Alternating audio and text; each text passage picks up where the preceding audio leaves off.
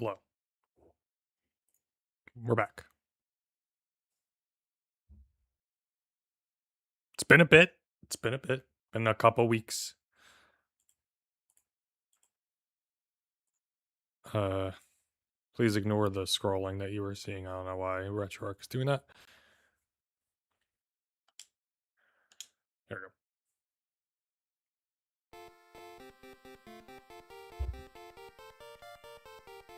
Let's get this mic closer to my face. Oh, we need to pause the music.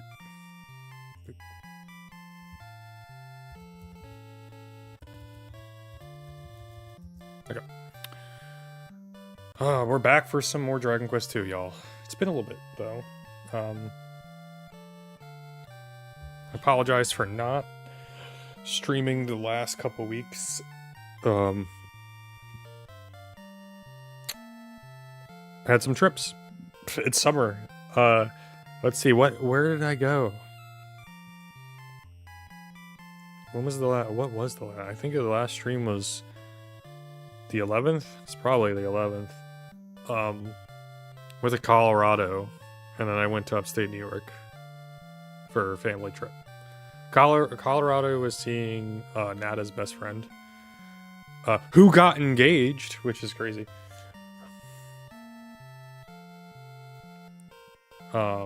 Super happy for them, or for well, I'm happy for Nada seeing her best friend get engaged, but happy for her best friend more particular. I missed it. It was really funny. We'll get into that in a moment. And then I went to upstate New York for a week for family vacation. It was nice. It was chill. There was some time. There was a day I could have streamed on the 18th. No, I couldn't, because I drove up on the 18th, or we went up. We traveled on the 18th. And then came back on the 25th. So I'm like, well, there's no streaming happening those 2 weeks. So this is actually the first week I could have streamed since the last stream.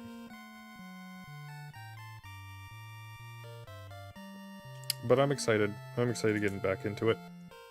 I've doing a lot of traveling, but thankfully not going to be traveling too much for the rest of summer. I'm getting tired of it. I've never. Oh god, wait a minute. What's up? Okay, wait a minute. Why is that highlighted? I'm gonna click it and click off it, click away from it. Okay, now we're good.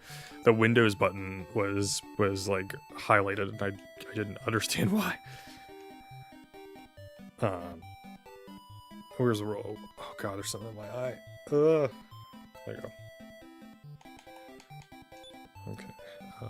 Za. Where's Za? I have to remember how they do the keyboard because it's slightly different in every game I play.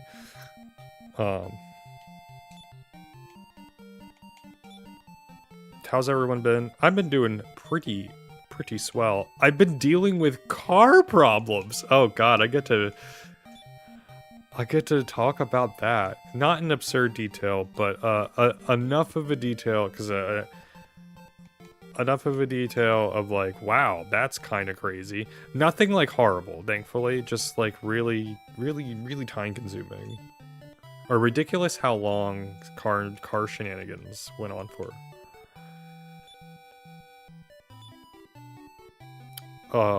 I've beaten a couple games since the last stream. Wait, I lost my spot. There we go. Nothing too crazy in terms of games I beat. I didn't beat a lot of them. I think I only beat 2. Well, I only beat 1 game, and I beat one of the patches for FF14. We'll get into that in a moment. We'll get into it after I actually like. We're gonna be doing some grinding today, so we're gonna be chatting a lot. That's why I'm like, we're gonna wait.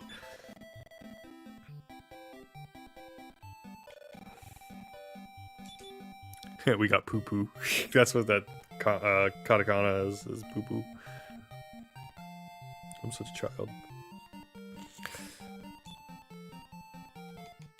Nada is in her room. She is trying to sleep. I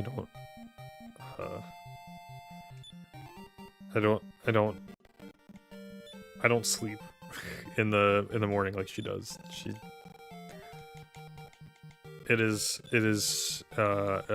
impressive to me.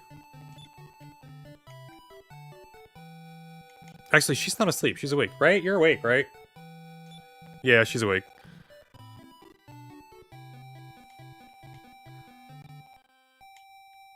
You want to join the stream?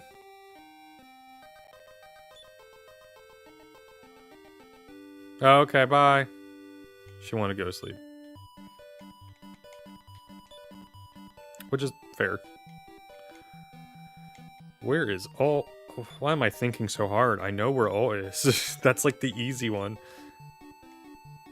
Like, Red is a little harder to find. Like, all is like the first thing. Or in the first grouping.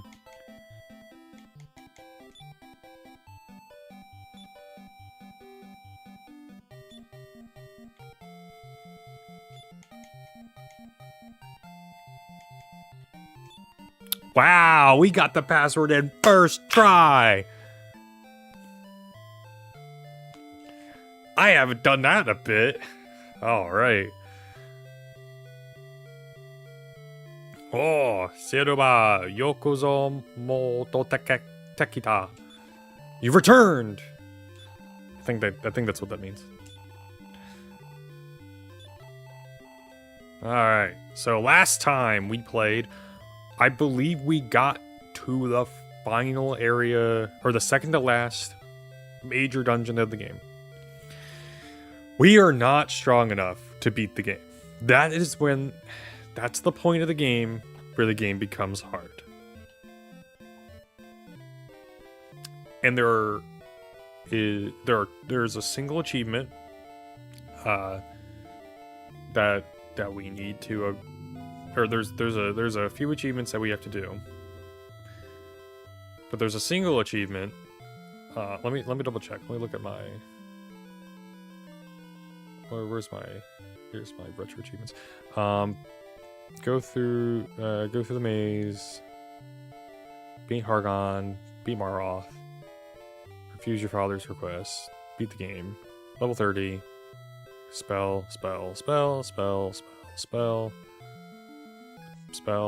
Get the Thundersword. Get the Armor of Erdrick. Beat a Metal Babble, which we'll eventually do. This one. Prithee Magic Ring. Use the Wizard's Ring to recover some of your MP during a battle. To do this, we have to get the Magic Ring. To get the Magic Ring, we have to defeat either a Balrog or a Hork and have it drop it. A Bullwong, there we go. A Bullwong is located in the final area of the game, which is outside of the Cave Throne. A Hork, it has a 1 in 32 chance of dropping it. Pretty decent chance of getting one. Horks have a higher chance of running into the enemy. They're easier to beat, and they're in the Cave of Roan, but there's a 1 in 128 chance of them dropping the item. So, we need to be like level 30 to even beat the game. We're level 21. We're grinding today. I need to make sure that we have item space, because it looks like we don't. Okay. That's a key. That's a key.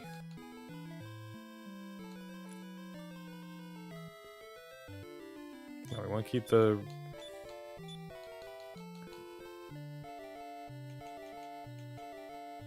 Kawa no Tate?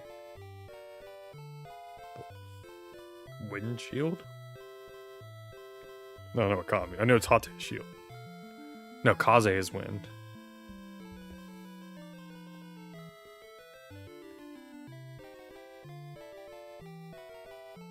Oh, it's a leather shield. Yeah, we don't need that crap. Let's get rid of it.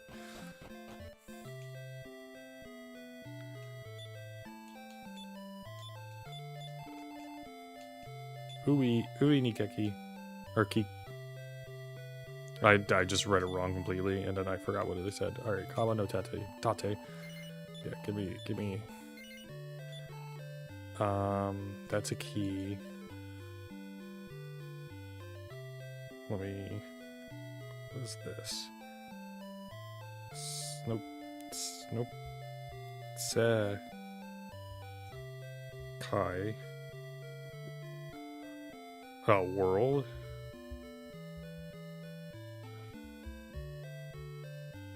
World. Gino. Huh.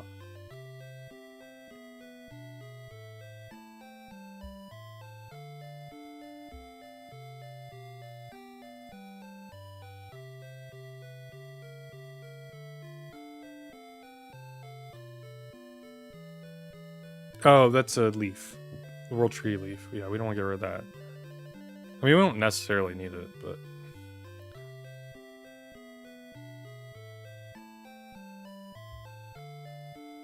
Joshian...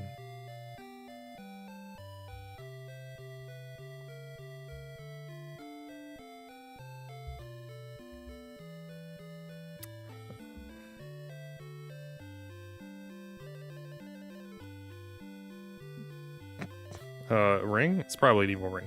We don't need that. We could probably get rid of this, because I don't think we never need it, but we'll...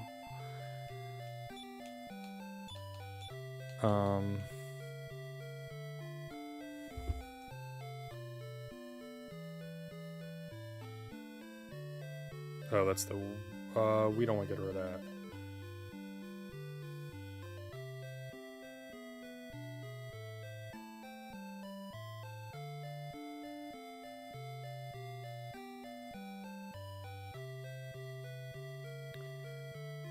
Yeah, I don't... Oh wait, what's this? The Tsuki... Tsuki...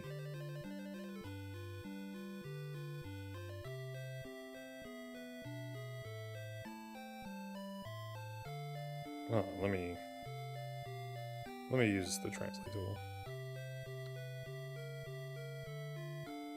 Oh, is that wind? Oh, moon.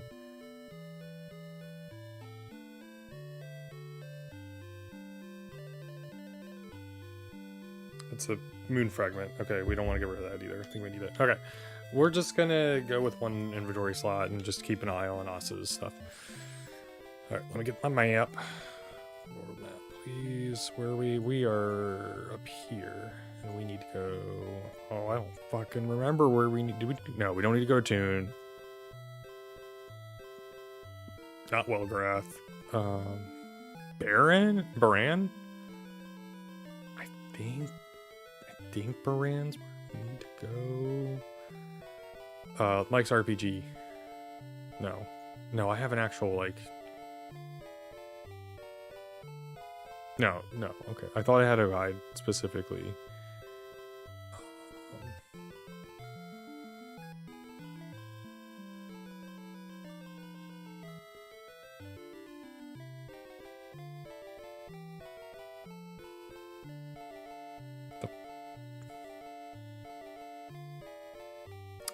You know, sometimes... Let's go to the walk through. Okay, Moon Fragment, I am Alroth. Yeah, okay, we go to Baran. Alright, that's right. I was like, we go to Baran, right? We don't need to do anything else. Alright, we'll slowly make our way to Baran.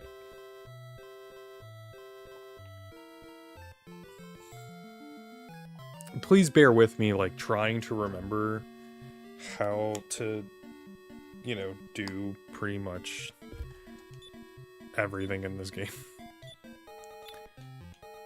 Wait, why is it doing that? Interesting.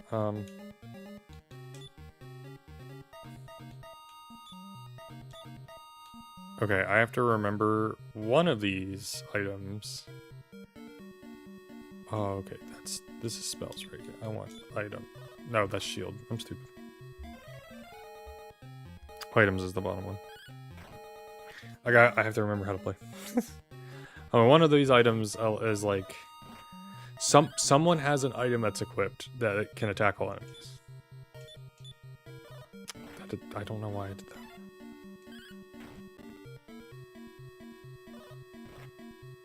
Like I said, I gotta remember how to play again. Silver, you attacked what you said. You attacked the man. This is okay. I gotta remember how to play. Ugh. Ouch. Okay.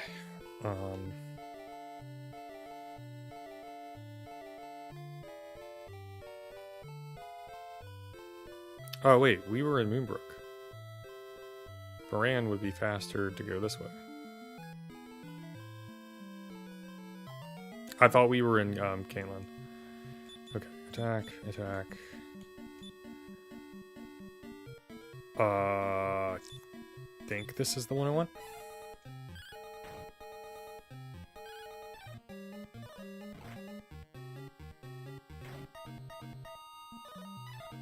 No, that was not the one I want.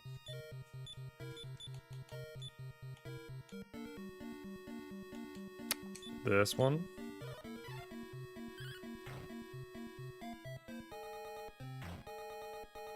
That was the one I wanted, okay.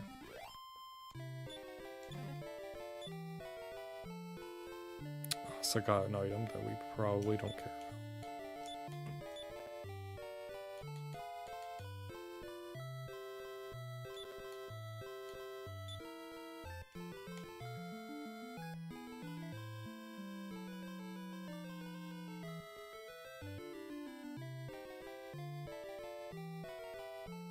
No, we need to go past Osterfair.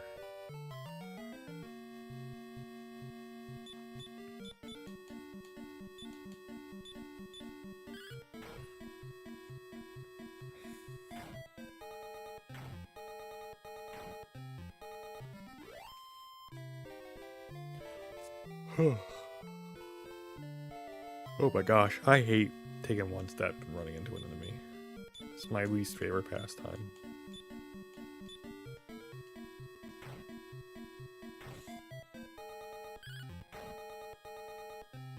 Alright, so what have I been doing? Since today is going to be a lot of most likely grinding.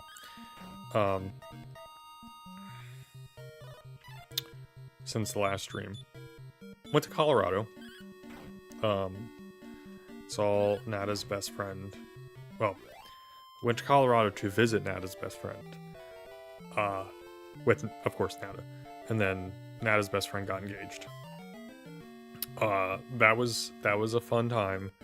Fun story. I missed it by like a few minutes. We were at the we're at a Renaissance fair. This is where we want to be. I don't know where we're at. Oh no, we need to go. Oh, we weren't near Austin Fair. Oh, that's okay.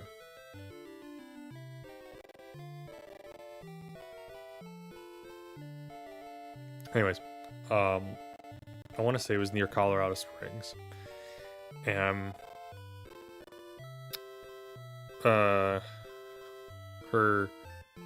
we watched the joust that was occurring.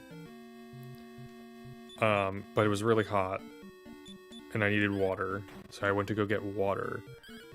And during that, like, it was after the joust, we went to another place in the fair.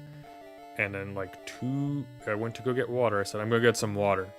And I walked away to go get water. Because I was so gosh darn thirsty. Like, this is bad, y'all. Like, I was so thirsty. So I go get the water. I go to get, you know, the water. And during the few minutes where it happened,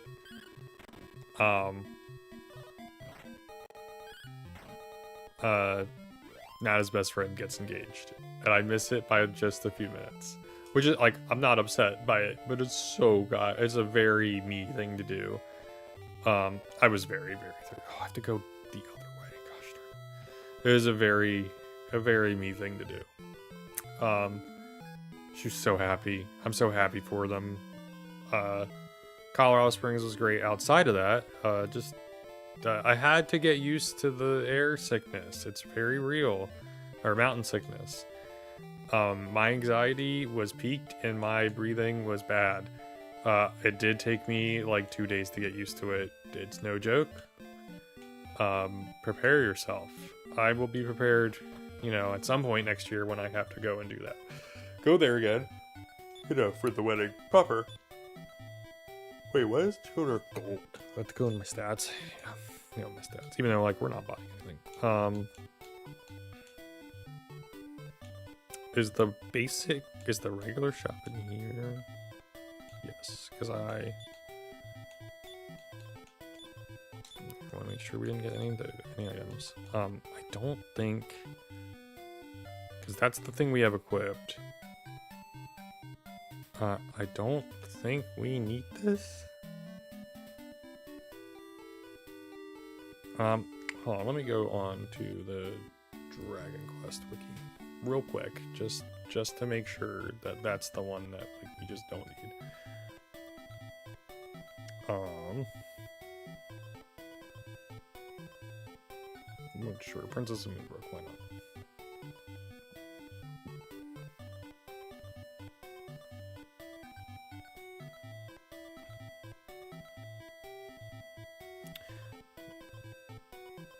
Yeah, this is the lightning staff. The Ikazuchi no Ue. That's this.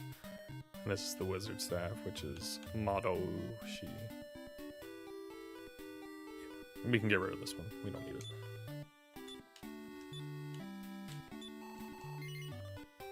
Wait, hold on. What does it do? Small fireball. Yeah, we don't need it. We want the item that casts sizzle.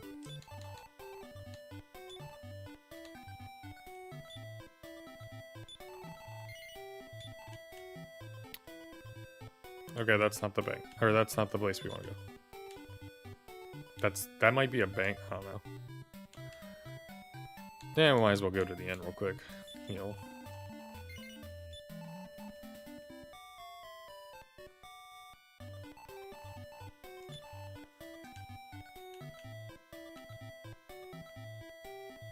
I guess we can also just drop the... Oops, didn't mean to.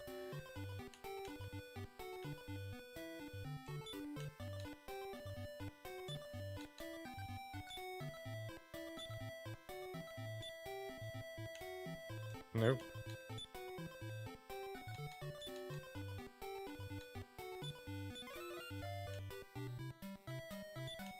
Oh, what's safe passage? No, Asa has safe passage. I can't remember what safe passage is. In Japanese. Hold on, look it up. Spells. There we go. That's safe passage.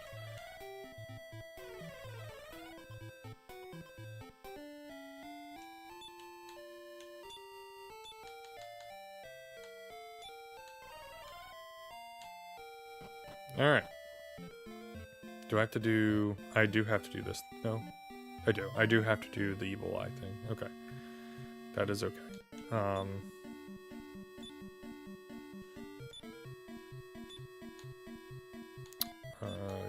Use...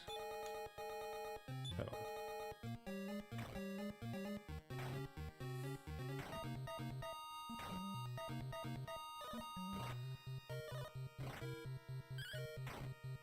Alright, so how this is basically going to work,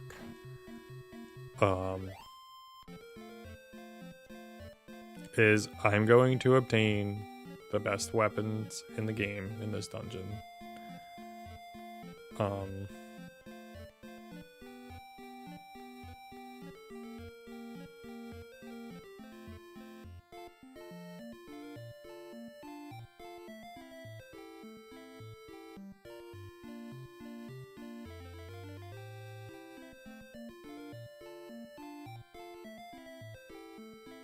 think this is the dungeon. Let's also use safe passage. Oh, that doesn't work here. Okay. I think we need to be able for one more.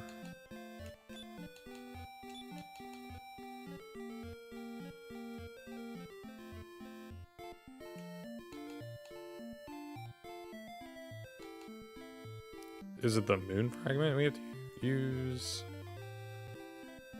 No, we need the IRL. I think Casa has that.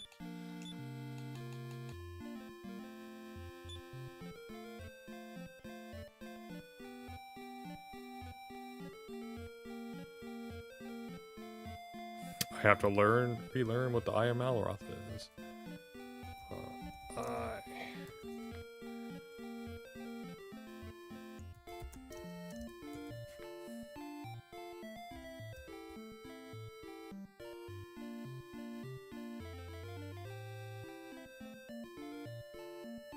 Do I have to use the Rubris thing here?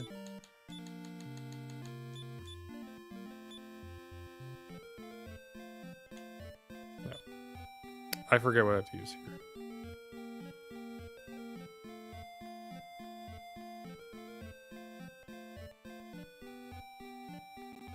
The false idol.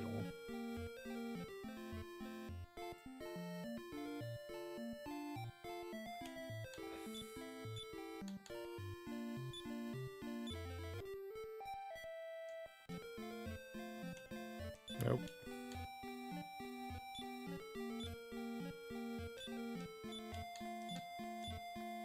That's a key. It's one of these two then, because I think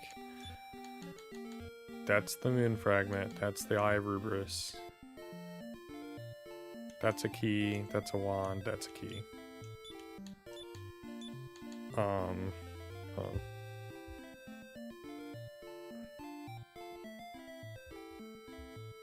This is,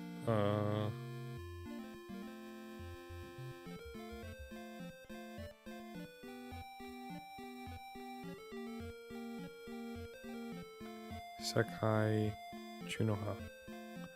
Oh, yeah, it's the world trading. Oh, so it's this one.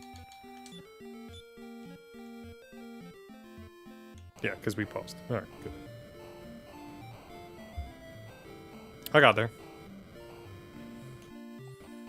Okay, so we've made it to the dungeon.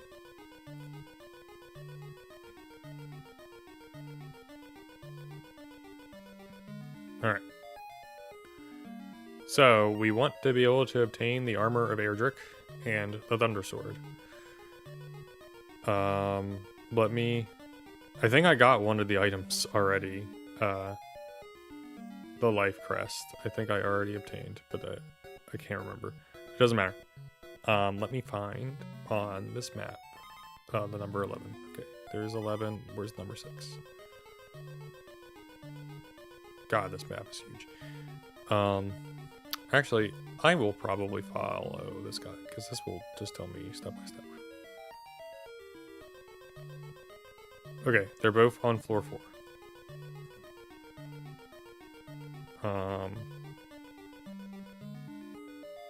We'll do the sword first, I guess.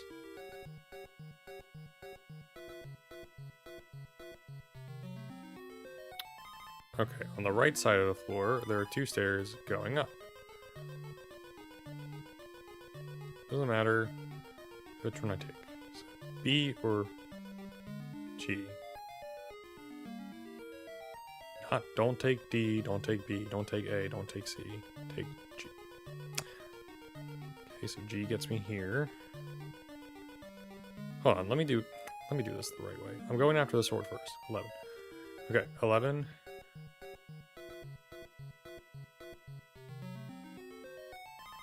$11 to 10, 10 to 9.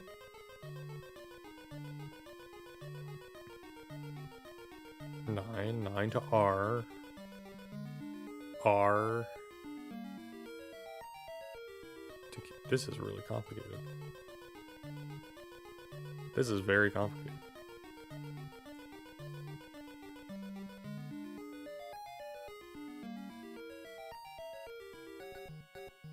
Oh, I got the life press right. That's the last thing I did.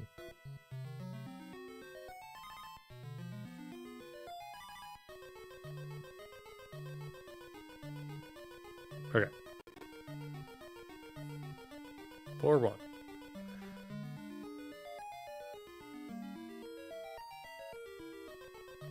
They gave me a map. Hold on. Use this map. It's Mike's RPGs. Okay.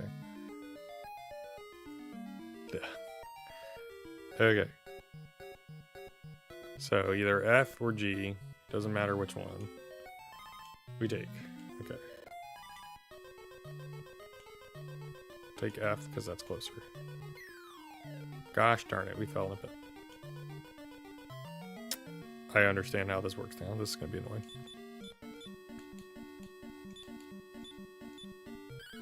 They're not all together? Why are they not all together?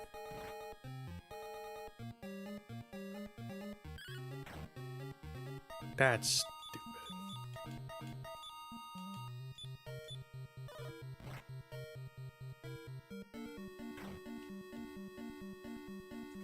I'm not gonna like this dungeon. I can already feel it. I can feel the BS coming through this game already.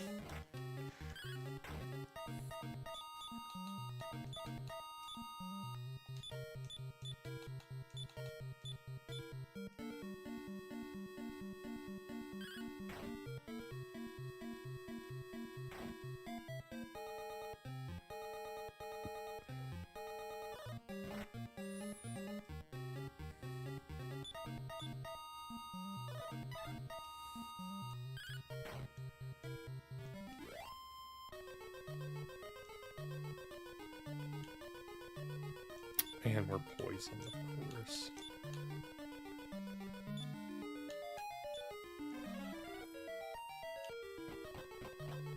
How are we doing on health?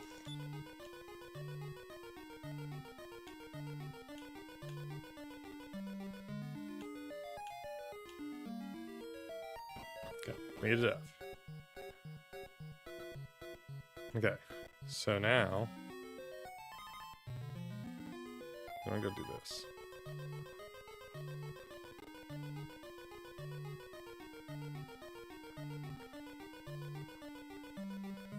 Go right until you pass 2 paths going up to...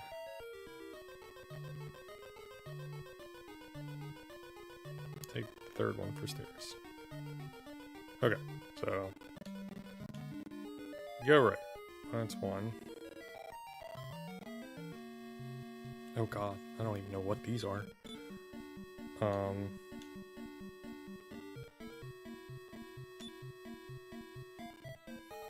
I need to remind myself what the spells are. Don't remember. I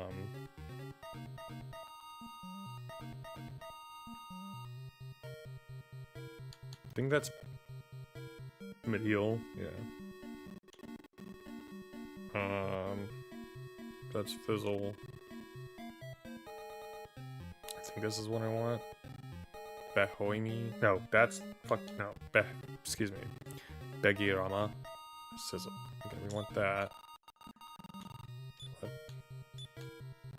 Oh, that's X, everybody. What?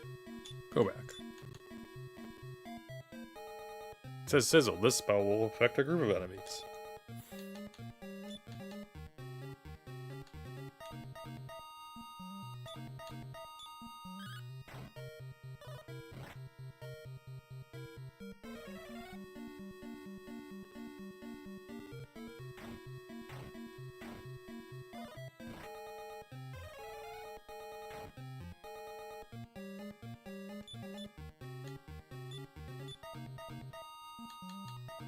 You know what? Just defend. Also, you're not really gonna do too much. You want your spells for healing. Honestly. And evacing.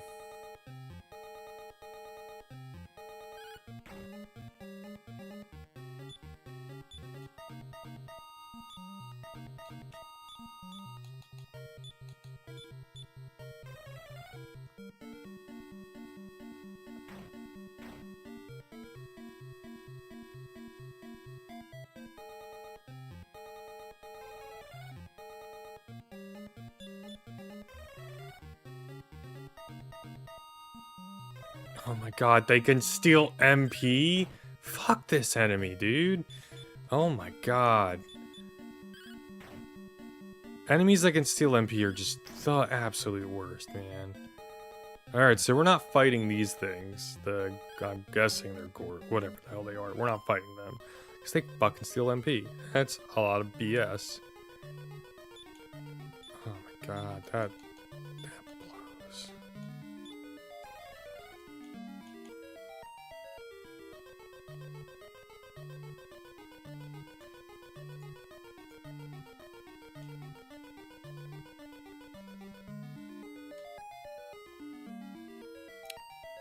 I think it went one too far then.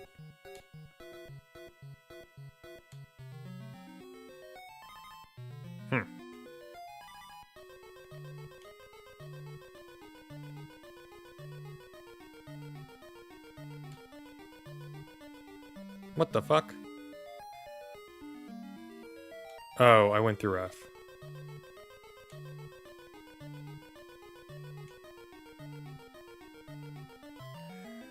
Oh, alright. I'm just gonna use evac.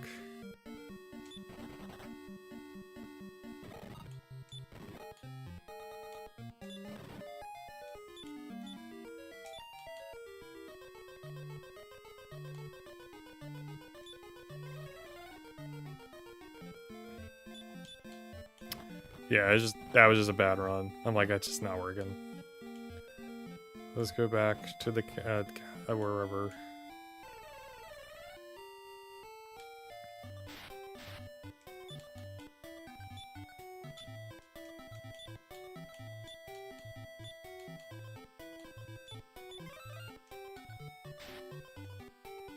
What? They can die that way? Of fucking course they can.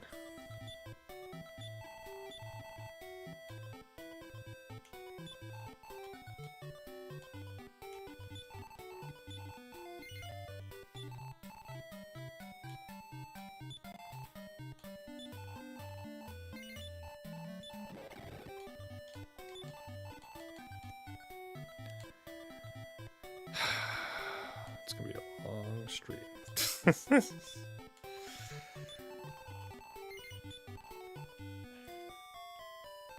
Oh my god.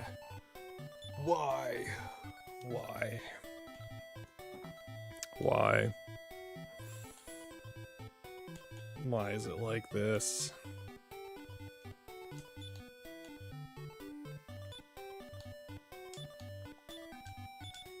Oh my god, let me click the right button.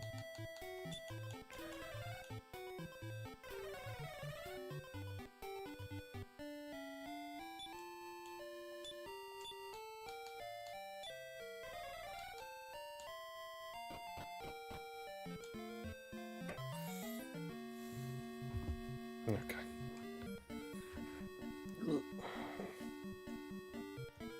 This is gonna be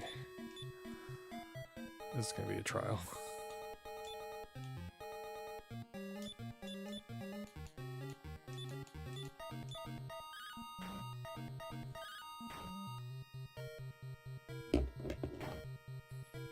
I know Dragon Quest II's endgame is BS, so I'm not like absurdly upset. I just was like, oh god, it begins.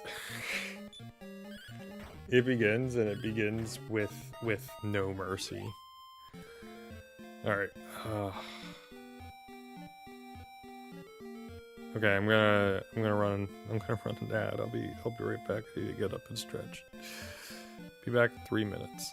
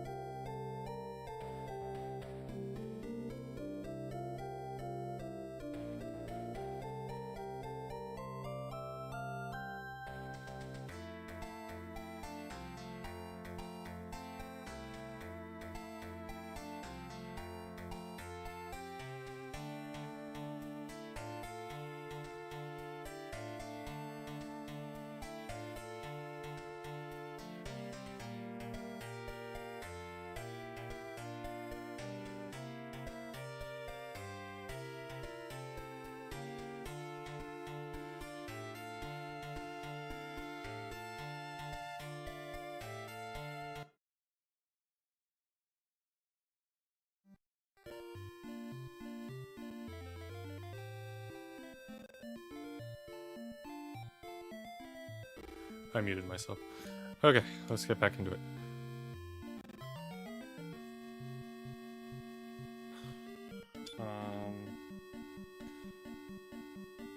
Oh, I don't know which enemy is worse.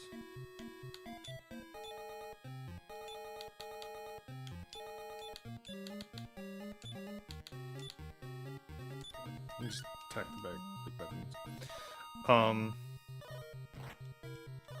So what have I been doing outside? What did I do outside that trip? Outside those 2 trips. Oh,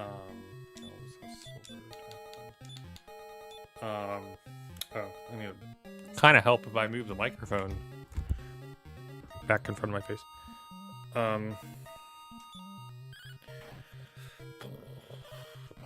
I played some games. I played a lot of Xenoblade Chronicles X, or Cross, or however you want to call it. I don't like Xenoblade Chronicles Cross. It's not a bad game, but it pisses me off a lot. I'm on chapter. I finished chapter 10. I am almost done the game. I'm 2 chapters away, but it's a lot of grinding and just like fighting. A lot of these side quests I'm running into now are,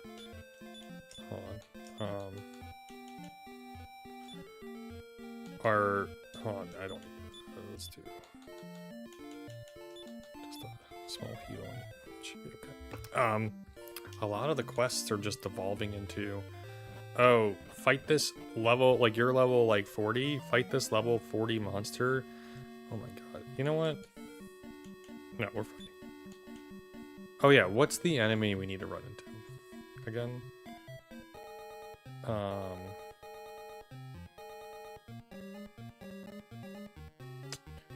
Bullong or Horks? Hork is the enemy. Let me open that up. Hork. Oh, the walking corpses, of course. The enemy that can poison me is the enemy I want to fight. Fuck that. Okay.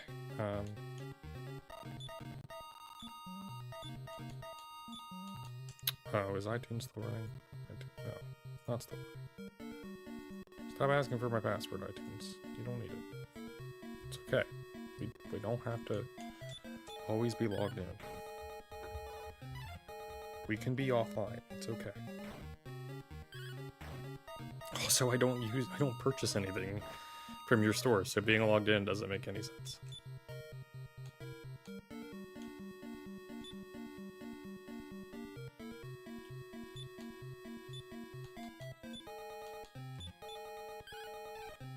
God, can't be missing silver, dude.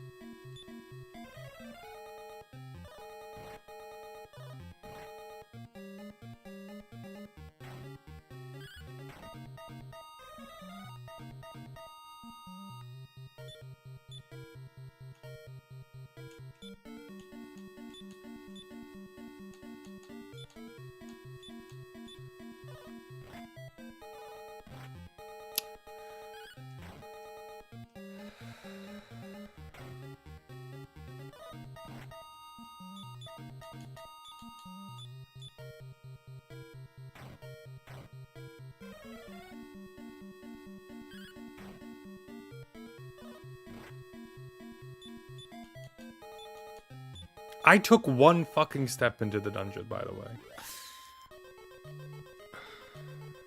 Oh my god.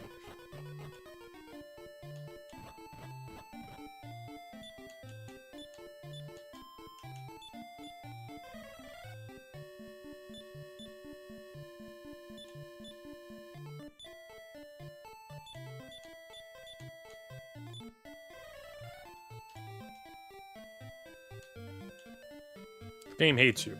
This game hates you and I hate it.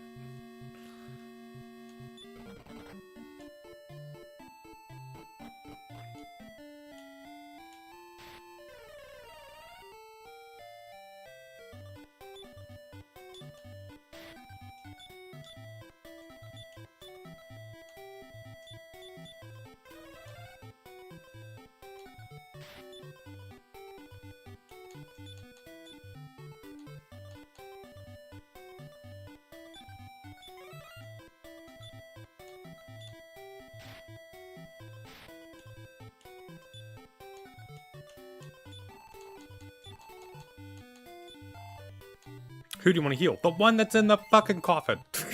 Why do you have to ask? Oh my god. We took one gosh darn step. And Asa fucking dies.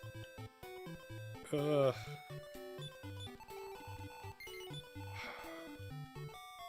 This game is brutal, dude.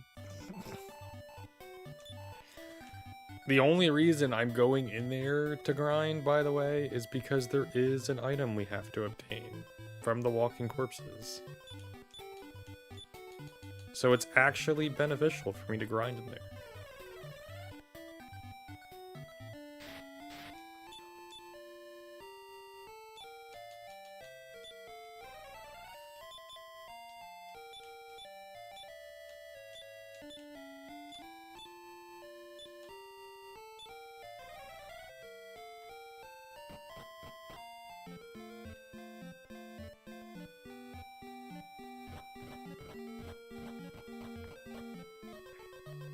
Alright. Let's try this again.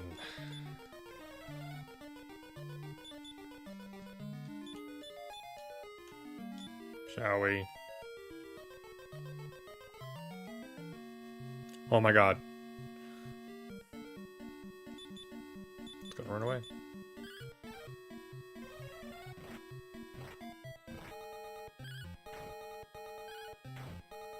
There's no way.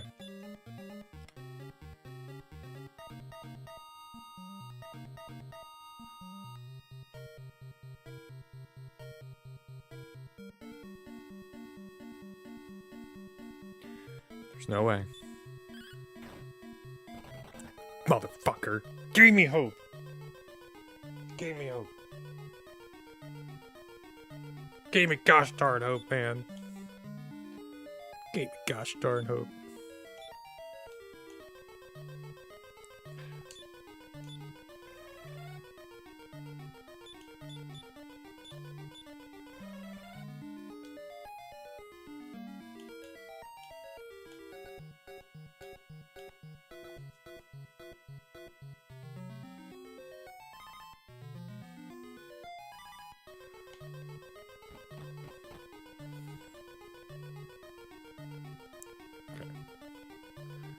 Which one did I go through? I went through F, so I need to go over 1, 2, 3. So next one I go up. Okay,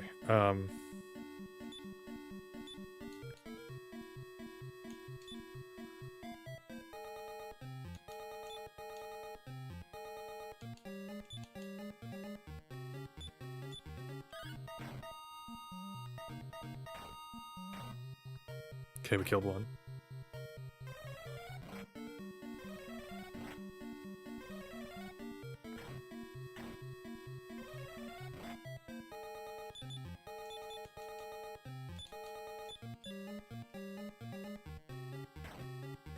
That's 2. That's 3. Come on, Asa. Kill him.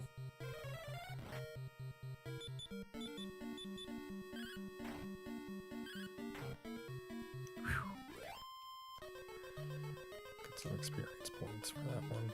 We go up here. Alright, we're farther than we've ever been. We're on level 4, I guess? Alright.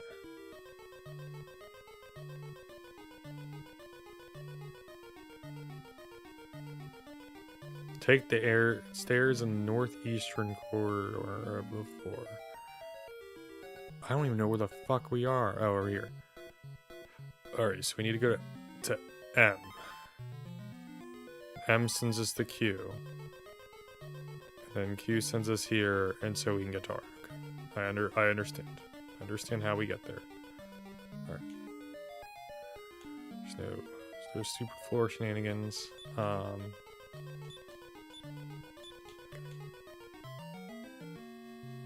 Okay, big pick. I'm scared, but scared because of their singular strength.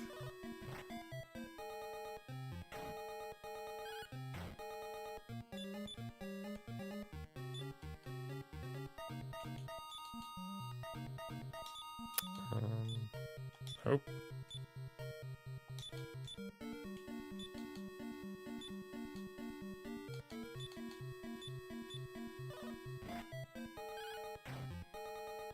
Okay, killed him. Let's go.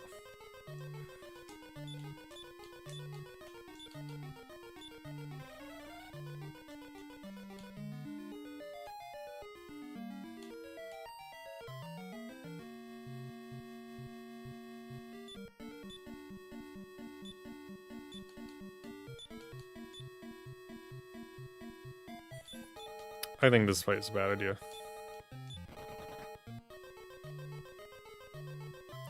Gosh darn it, I just got out of a fight.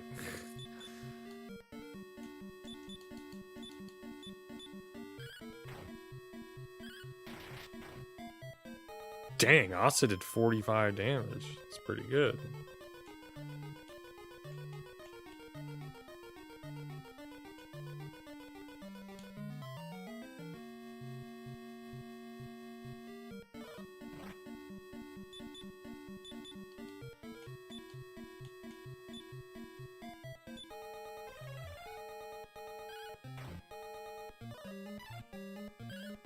Good dodge.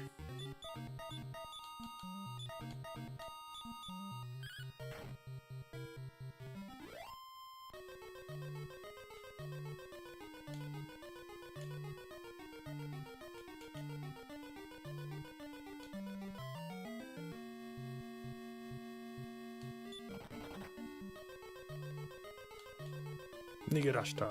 Anyway.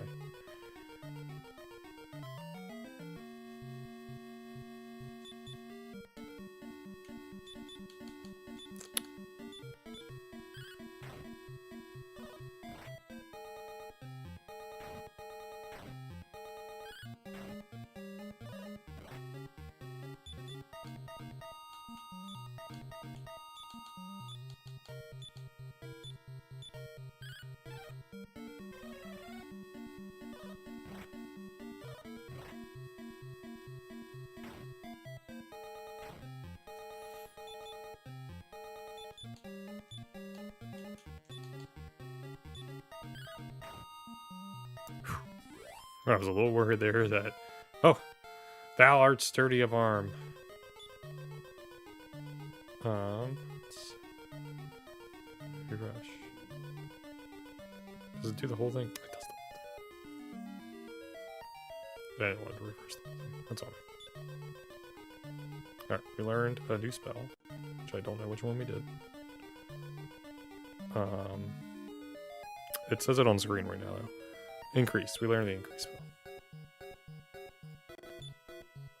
2 strength, 3 speed, 4 HP, and a new spell. Wonderful. Right, heal yourself, Rita. Alright. I hate walking into a room and straight into battle.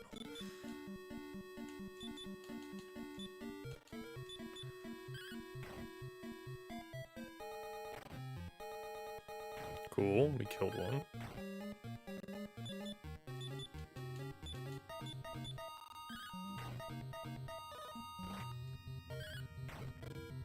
Like I said, that would have been really cool if we got through the battle without taking any damage, but... See, okay, we are now in this room. We went from M to Q, so we're at the bottom. Okay, I have to... Well, actually, I think I fall into level 5. Well, okay, I fall into... Okay, I need a fall.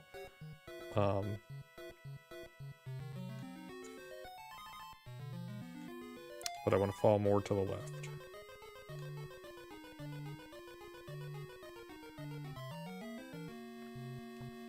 Oh, nope.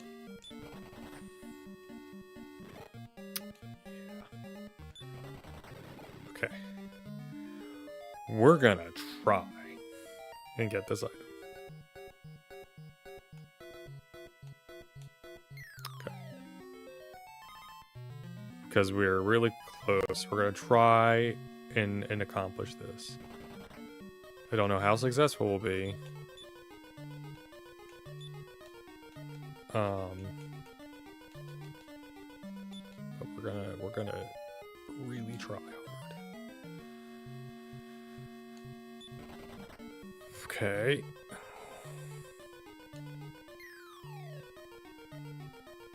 Okay, I'm in here.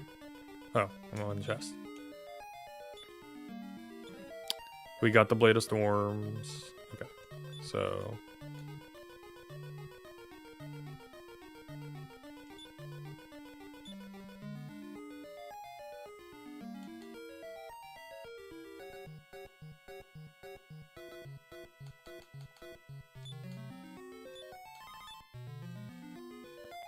Okay, we are...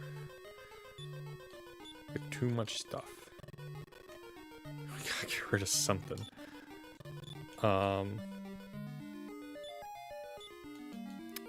Is the Roto... Is Rugi sword...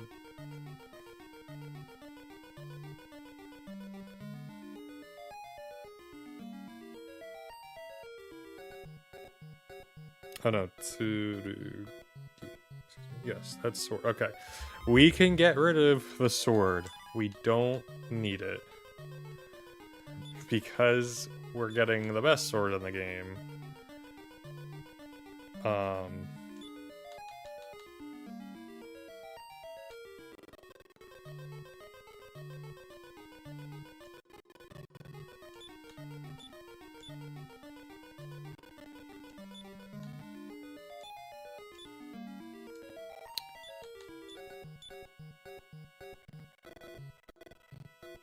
Oh, I guess I didn't need to get rid of Brutus or whatever.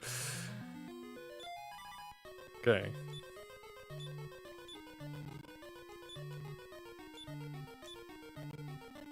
Okay. Now we can...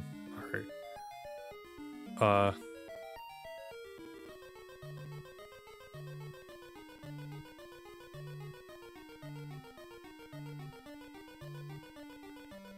Where's the armor?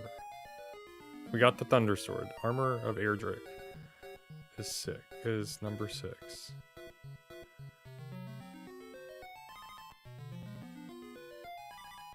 And a J. Okay. I see how we get that.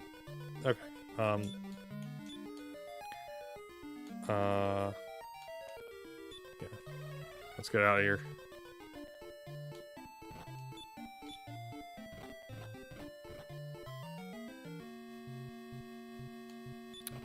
Away because it doesn't matter.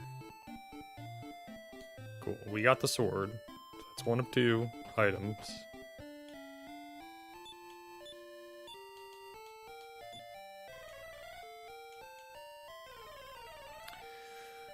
I'm gonna be very upset at something I just realized.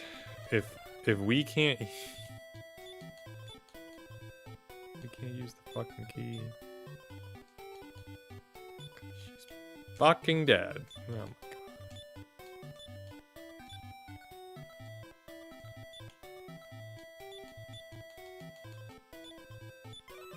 That's okay. Like, it technically makes sense. Like, oh, she can't use it. I have to take it out of her gosh darn inventory.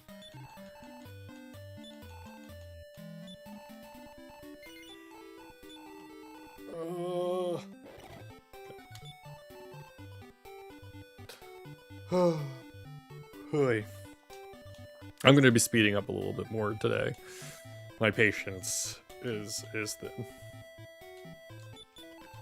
I should not speed up, but I'm like,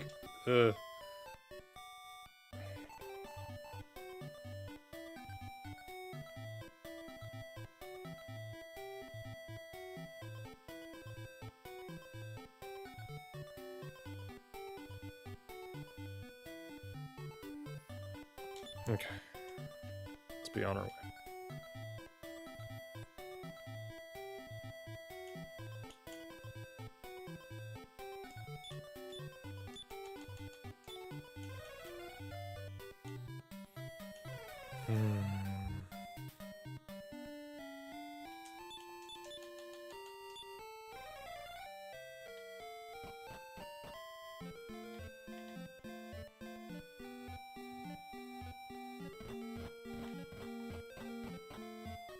Alright.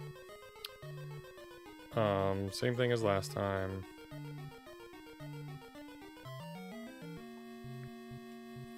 Nope.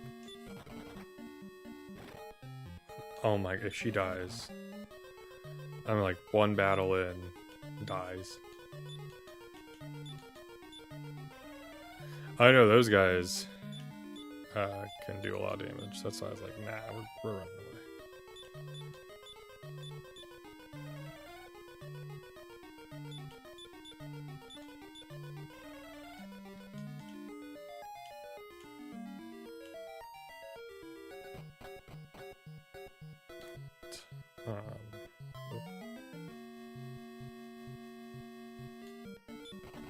Get me out of here. 1, 2, 3, going up. Okay. We need to go to the bottom right.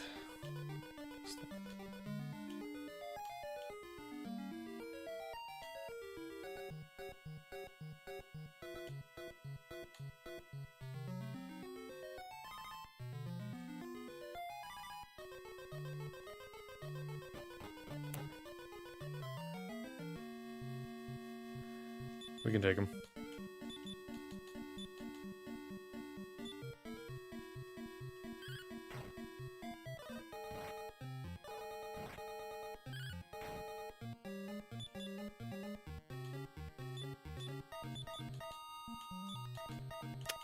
There was a mistake. Oh, okay.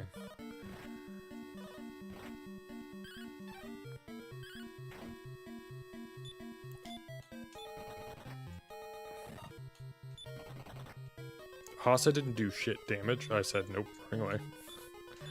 Not worth fighting. Man, unbalanced. Now, we're probably also underleveled. It's not what I wanted to use. I wasted magic. Bad at the game. Oh my god, one step.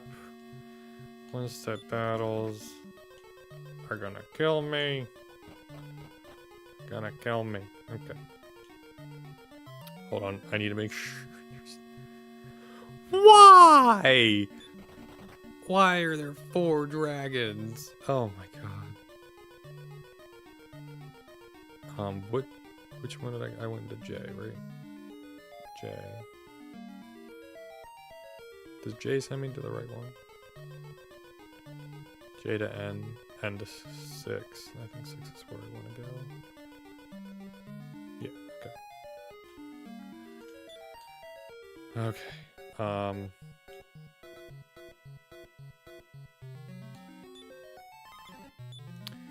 Okay, we got the armor.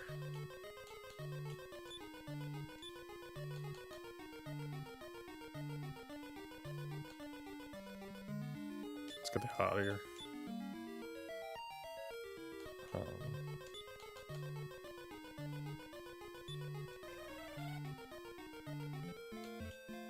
We're gonna sell that sword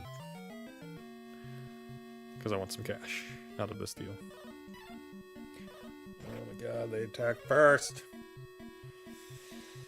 Why? Okay.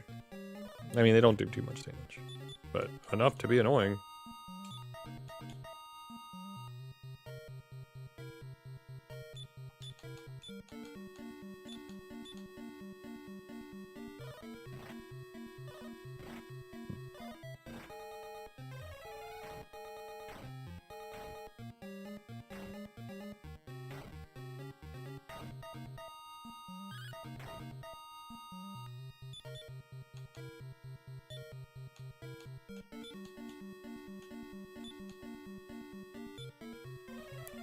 Good.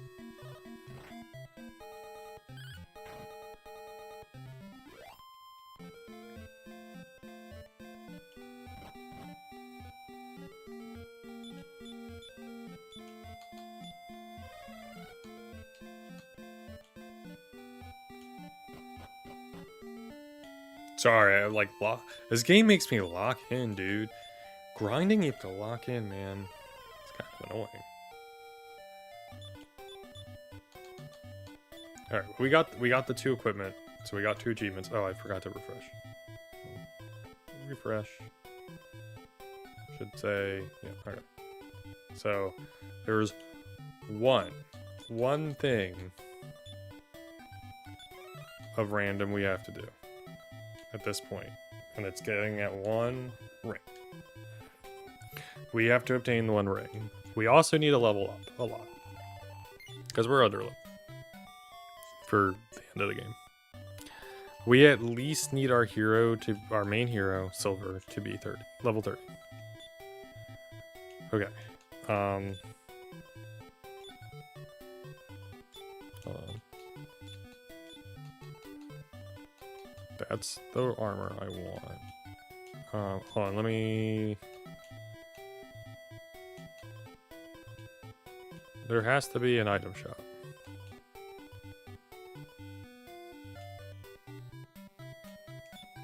You look like a guy who might sell items. Oh, you're just some dude.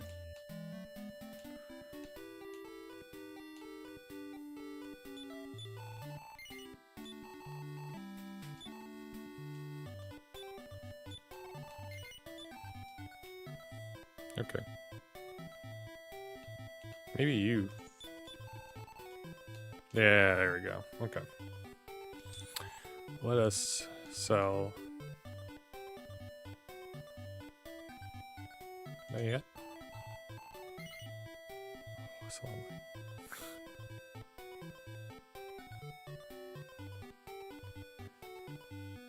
hold on. What am I selling? I'm selling the Falcon Sword. No, I'm selling the Dragon Killer.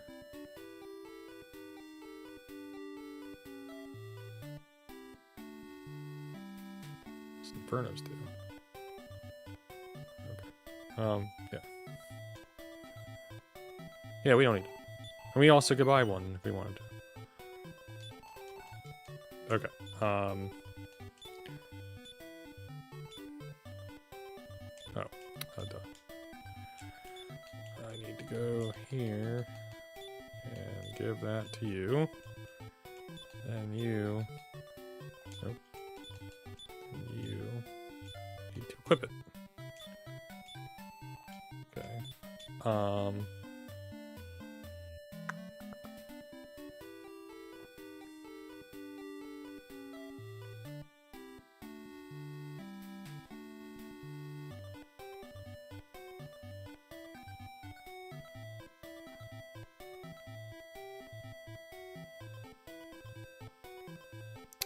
Okay, so then I don't need Armor of Gaia anymore.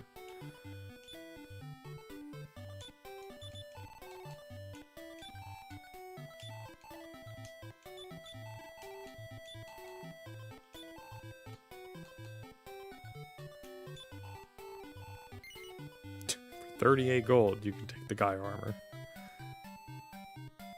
Okay, good. I don't need it. Alright. We are now equipped with the best weapon in the game. Wait, the best equipment in the game for everybody. Everyone has their best equipment that we can possibly obtain.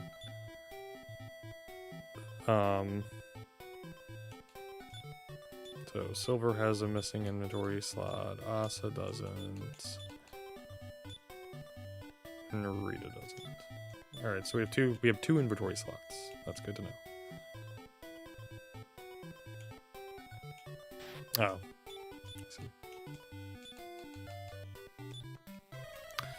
I have the Vergix armor, that's why it didn't affect me.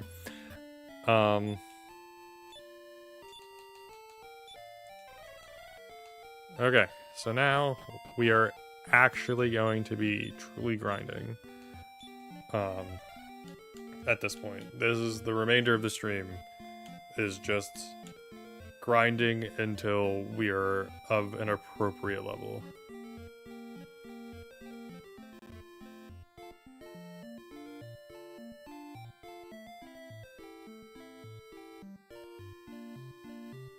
Apparently I can stream and duel in both. I hate vertical, but I can stream in vertical, and I can set it up very quickly.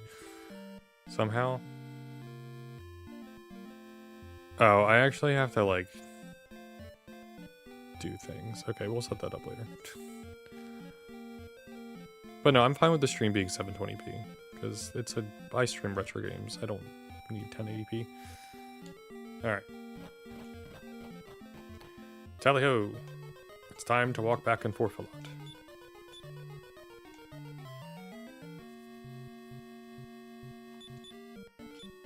Actually, better yet.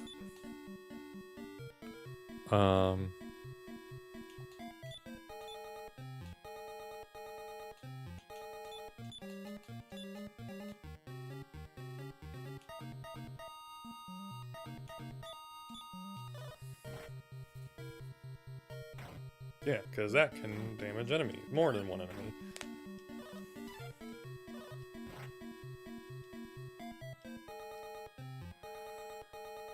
Honestly, it might have been smarter for me to keep the weapon I had with silver. And that... Oh no, you need to heal. But oh my god, she's already fucking dead. I'm so sick of one fight and a character dies. So sick of it.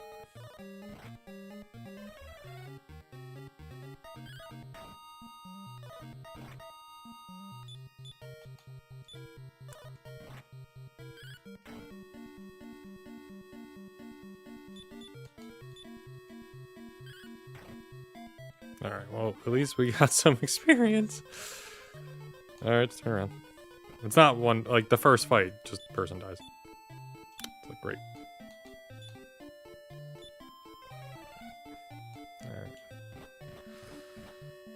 Alright.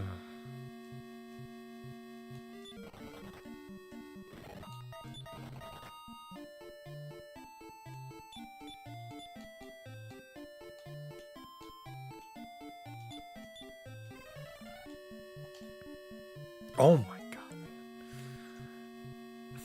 man. Let me get out of here, dude.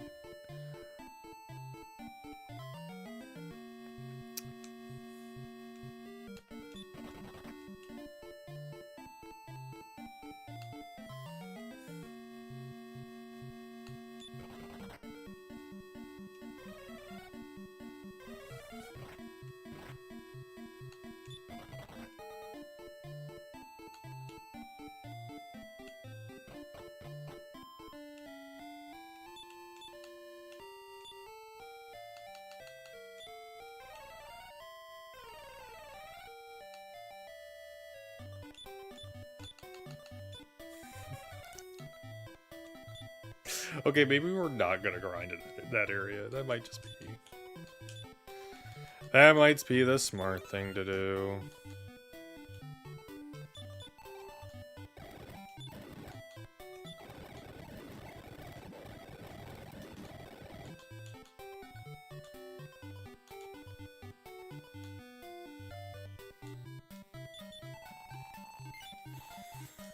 Okay. That might be the smart thing to do. Just a little bit. Alright, we'll step outside, I guess, because the enemies should be the same. Let's go get those levels. How much pre-roll do we have left? 23. Okay, we're good. We're good on pre-roll. Alright. The grind begin, hopefully with less interruption. Wait, those guys fucking steal MP. Okay, never mind. Tree faces steal MP. If I remember correctly. Alright, we'll grind in the other area then.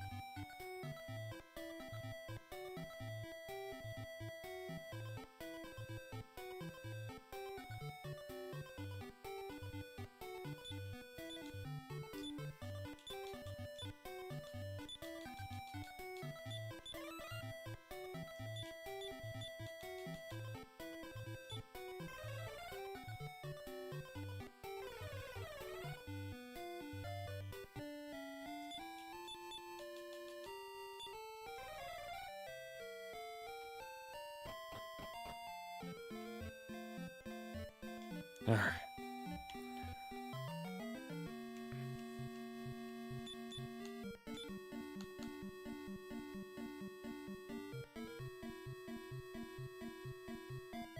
I really thought this was the attack that...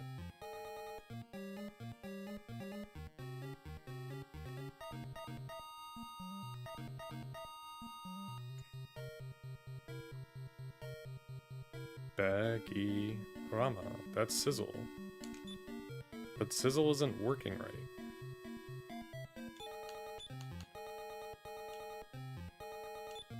That's Kabut. I want to choose.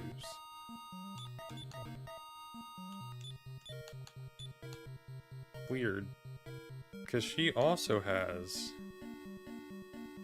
Oh no, she doesn't. No, she has Boggy.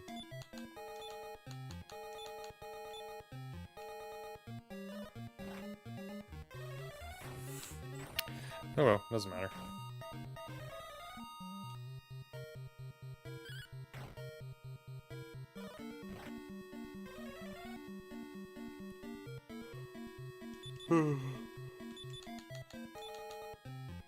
Oh, I just used the wrong one because I'm used to it being in a certain spot.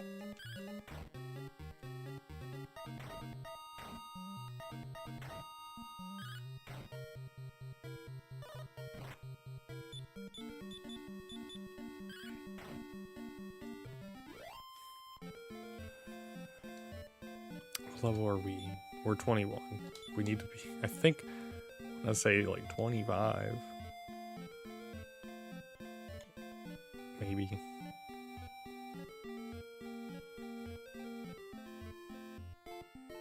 At least when Asa gets to level 25, there's a slash 25 or 20. No. I'm gonna say it's 25. He'll learn Kazing. That's useful. Does the Princess of Moonbrook also learn Kazing? That also would be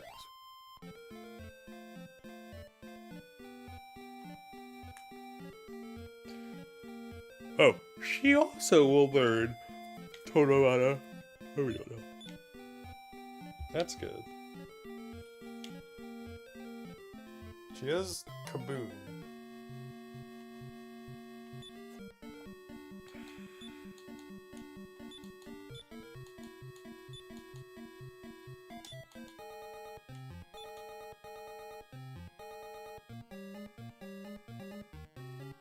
Or, well, she'll learn Kaboom.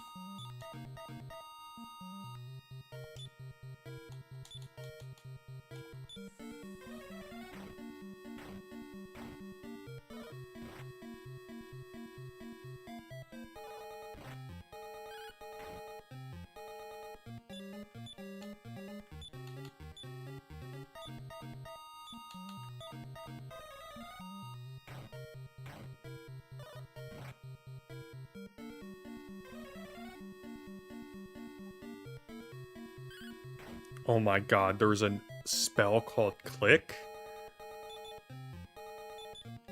You could open doors without a key. She gets it at level 23? Oh, that's incredible.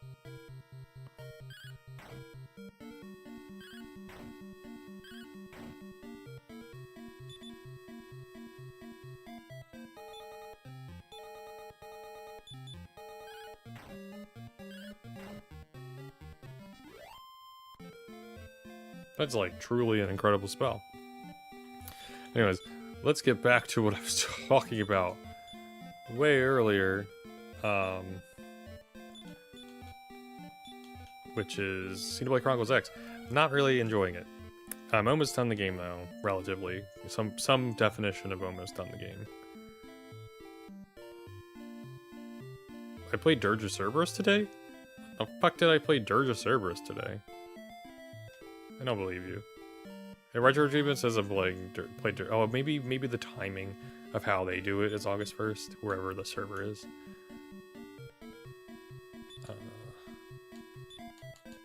That has to be. That has to be what this. Oh, what was I saying?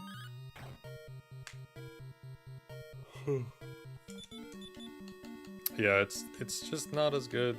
Oh, I'm gonna keep using the wrong item because I'm used to where it was. Yeah, there's just constantly times when I'm fighting enemies for quests and there's bigger enemies like right next to it and they aggro and I'm like, why? Why do you do this? Why are you the way that you are? Like I don't need level 50 enemies near me when I'm fighting level 30 enemies for another quest that's level 30. And I'm like, game. Why? It just really doesn't make sense. It's really annoying. It's very, very, very frustrating. Oh, I rolled credits on. I'm gonna be taking a break from the game for a little bit, but I want to finish it. It's the only it's one of 2 Xenoblade games I haven't finished. I haven't. Oh, sorry for the mic. I haven't finished the DLC for Xenoblade 3, but I am waiting for the Switch 2 edition for that, so I can play it at 30 or at 60 FPS.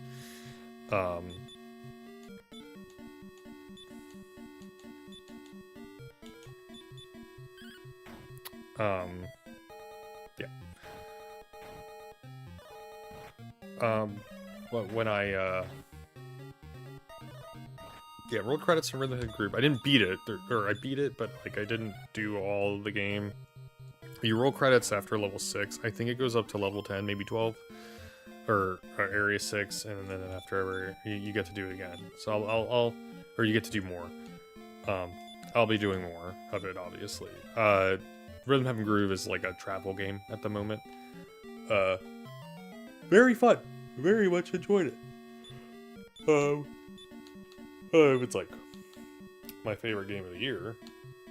But I like it a lot. Was it between the 2 streams? I think between this stream and last, I unlocked expert mode on Star Fox, and then I put Star Fox away. I was like, I don't need to play more in Star Fox. I will, but like, I don't need to play it for now. I want to take. I don't feel like playing it for a little bit. I finished the 5.4. Yeah, the 5.4 patch of Final Fantasy XIV. I'm planning to make the switch from Final Fantasy XIV being on my PS5. Oh, someone leveled up. Silver leveled up, level 22, 6 strength, 6 speed, and 9 HP. Yeah, I don't have the fucking music in my headphones. I don't even know if yeah, I do know the music's playing, right? The music's playing. Yeah, the music's playing. I don't have the headphones in because I knew I was going to be doing a lot of grinding. I do have them ready to go if I feel like listening to Dragon Quest II's amazing soundtrack.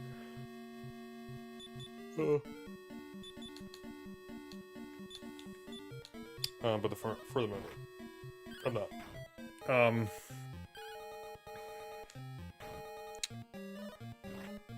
Oh, what was I just saying? Yeah, 5.4. Pretty solid. I look forward to getting through 5.5 and 5.55 Death Unto Dawn. But was it Futures Pre-Written? Was the one I just completed? Let me pull it up. No, don't let her. Let me pull it up.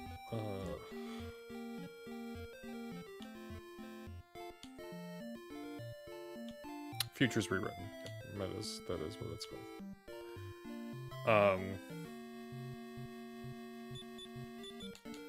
Very fun. You know, it's another 14 patch. The 14 patches are slowly just becoming better and better and better in quality. Yeah.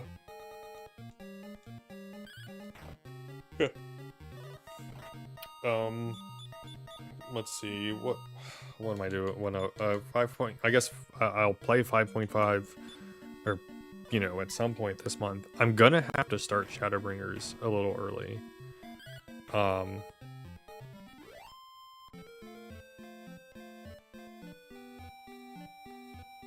Yeah, I'm gonna have to start it a little. Or so for those who don't know how I do Final Fantasy 14, how I've been doing it is I play since last year, since I picked it back up.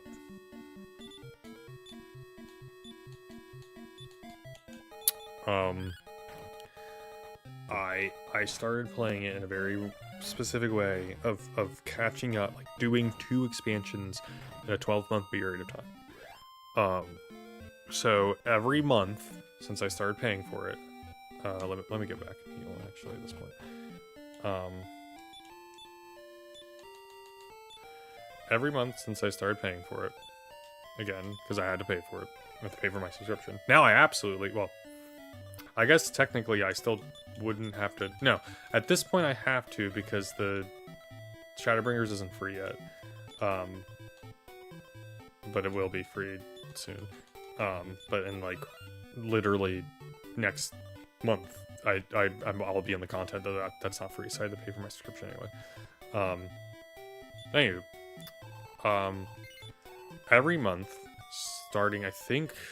God, let me look. Let me go on LibreOffice and check my 2025 games finished.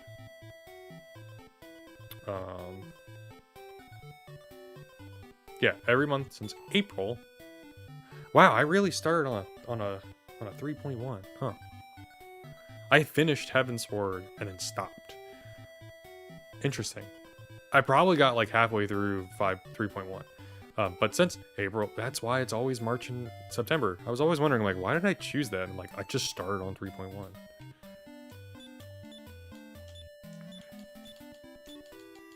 Nope, not in inventory anymore. Yeah, last year in April, I started on 3.1, and every month since then, I do a patch. And then when I get to the next expansion, I finish that in a month. I do a patch, unless if it's 3.5 and 3.56, then I do 2 patches. In a month. That's the only time I do 2 patches in a month, because it's a part 1 and part 2.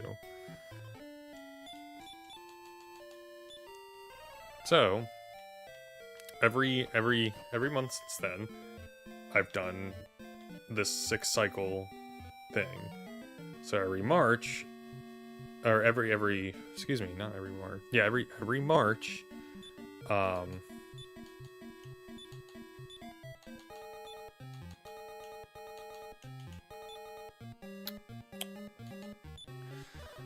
every March I March and every September until I'm caught up, I do a expansion. I start and finish the next expansion. But September is busy, unfortunately. And fortunately, September is busy for good reason. It's Nada's birthday month, on top of it's the start of sports season. It's my dad's birthday month. Who am I on? There we go.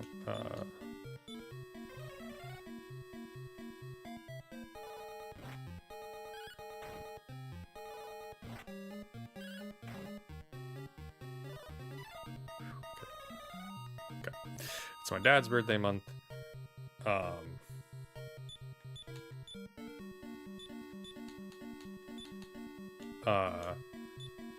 The start of football season happens, so I like watching a lot of football.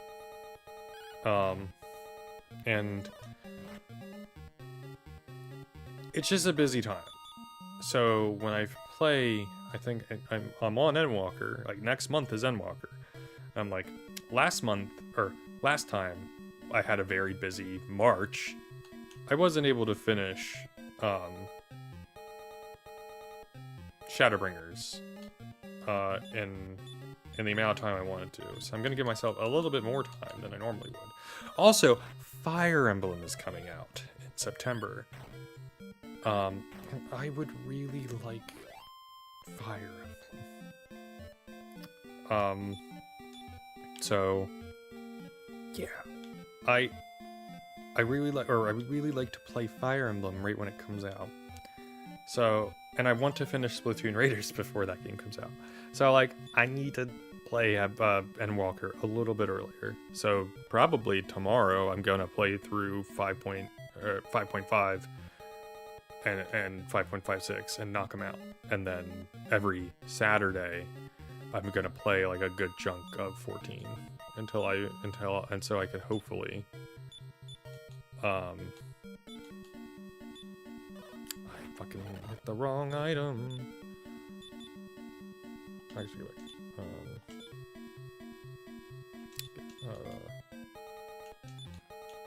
I keep doing that. I keep just picking the item.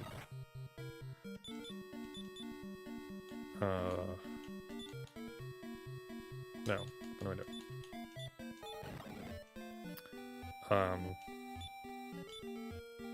I don't know why I'm fast forwarding.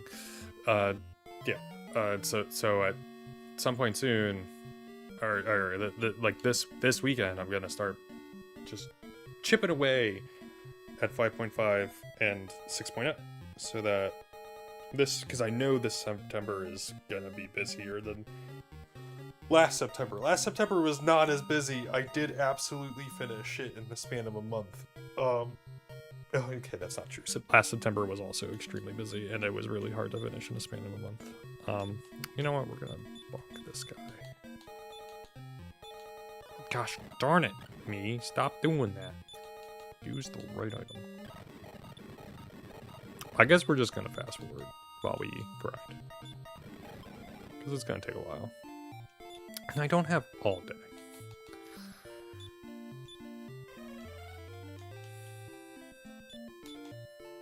I don't know. I'll go back and forth in grinding when I feel like it. If I mess up, I speed up. That's how it works. That's how my brain is working with it, I guess. It doesn't matter.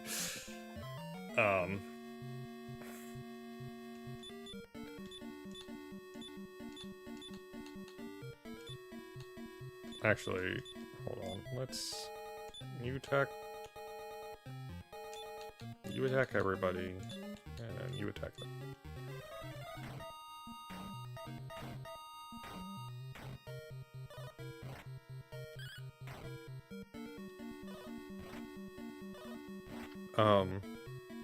But yeah, so I'm excited for that. To go run through more 14 at a more reasonable pace. But then September, like, then I'll get a break from it, and in September I'll go back on my normal schedule. It's crazy that next year I'll be caught up to 14 because Evercold comes out in January. I'll be caught up. I'll have to repurchase 14. Probably I'm probably gonna repurchase 14 either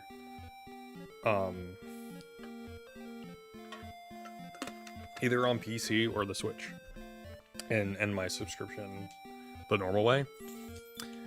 And the reason is because, well, I don't know if Sony gets any money from Square Enix through my 14 subscription, but I'm not purchasing Evercold on PlayStation 5.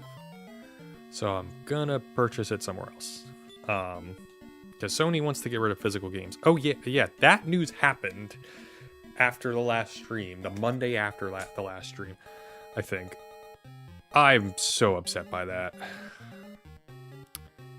What a boneheaded move by the company. It's just like, oh, well, why am I gonna literally ever buy anything from you again? And great thing about 14 is that I don't have to play it on a specific system for my save to carry over. I can play it on any system. I just have to repurchase the game on said system. And since it's coming out on the Switch, why not buy it on the Switch? The rest of my Final Fantasy games are available on the Switch, with the exception of, you know, the 13 trilogy and 15, and 13 trilogy, 15, and 16 are all available on my Switch. Why not put 14 on there too? And then I can play 14 when I'm out and about, or when I'm away, like on vacation, which is nice. Let's heal Silver. Yeah. And it won't be so stupidly expensive, I don't think, to do that. And I don't have to do it now, because I will have to do it I will have to purchase it by September of not September, by March of next year, because I don't own Dawntrail, and I specifically didn't buy Dawntrail because I know Evercold's coming out, and I want to be able to buy the expansion when Evercold comes out. I also will probably wait until Evercold goes on sale. Yeah. There may be an exception. I may actually continue on with my PlayStation, so we'll see. We'll see. Because this is like, I don't know. Now I'm actually thinking about it, because I'm like, I don't want to spend way more money on a digital product. You know what I mean?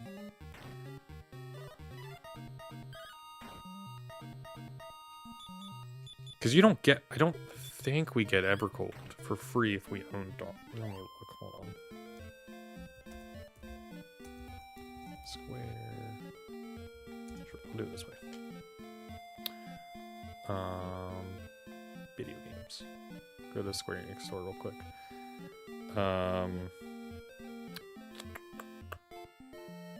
Brand. Yeah, let's do it by brand. Should be 14. Let's look at Dawntrail. Description.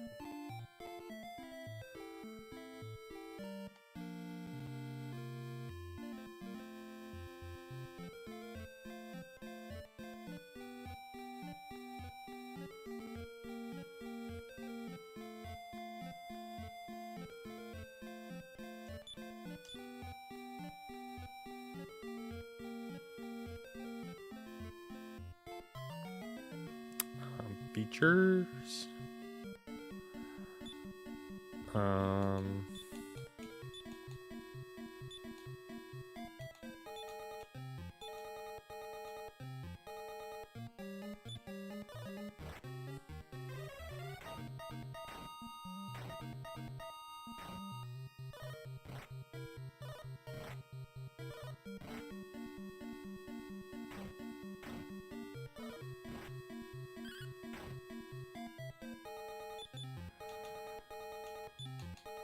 I know you need to heal yourself.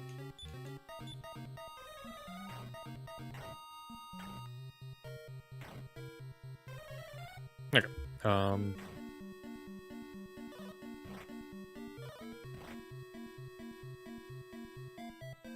Hold on, let me look at Evercold, because there's not a okay. Oh, okay. If you buy the complete edition, you get all of them. I think I have to buy, or if you buy the complete edition, you get all of them. I don't know if I have to buy the complete edition to play Dawntrail. I don't know when I bought Shadowbringer / Endwalker. I don't know. Oh, I guess I could log into my Square Enix account. That would tell me. Hold on, let me do that. Or my Final Fantasy 14. Final Fantasy 14. That would do it. Yeah, the Lodestone. Let's go on the Lodestone. Hopefully. Oh my god.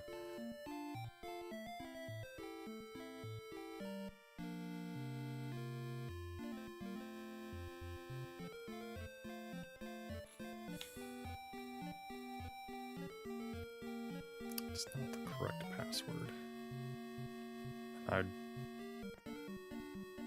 Maybe it's on my phone.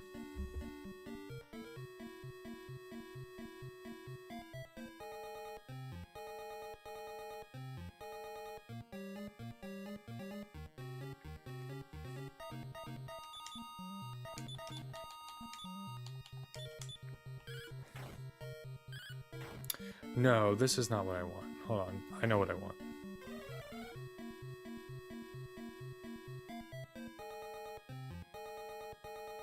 Yeah, log into my Square Enix account.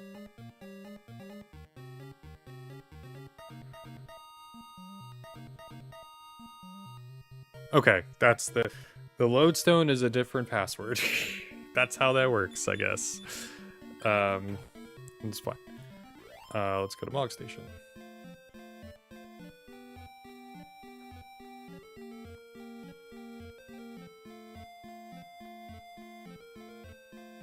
No, I want to see my... There's a way to do this. Are we doing health? Okay, I don't have to pay attention for that.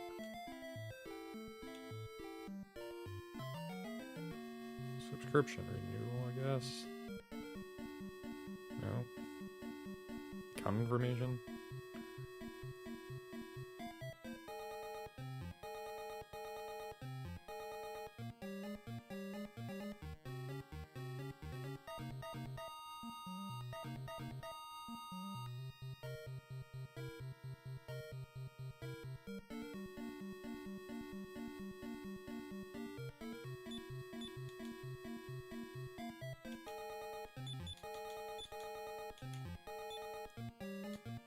Just burn those guys.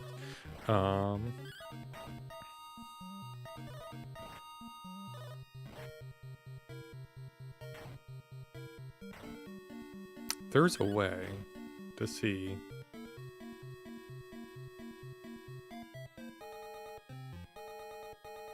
That's not what I want.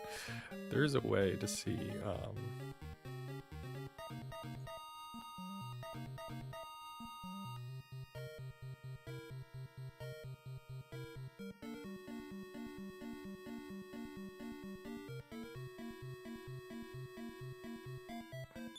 It's gonna drive me gosh darn the wall.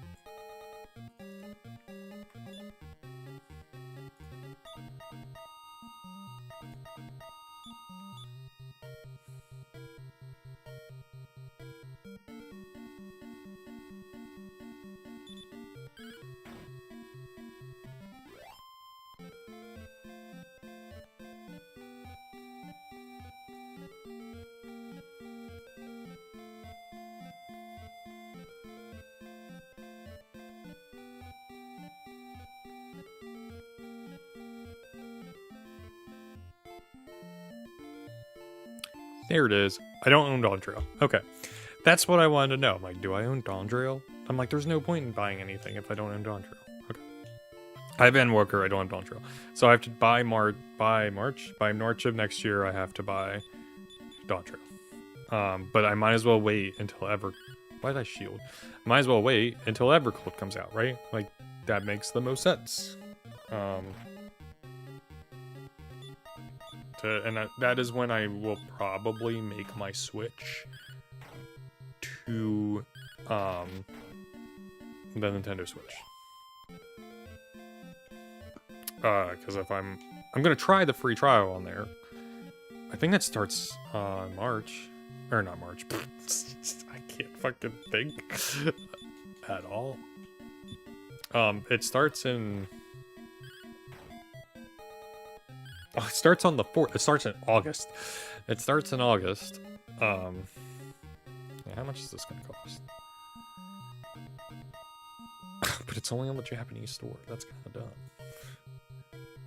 Wait, is it not even like... Okay, it's not even on there yet. Okay, this sends you to the right store, at the very least. Yeah, but there's no point in buying... There's no point in me buying Dawntrail yet. Because I want Evercold. And I might as well get the thing that gets me both. And then I don't have to pay for them separately. So, and if I'm gonna do that, I might as well buy it on the Switch too. And then I can escape Sony's platform.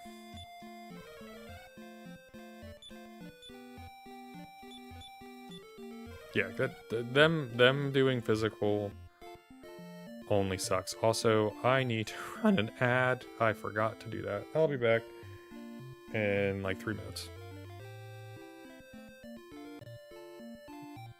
Where's OBS? There's OBS.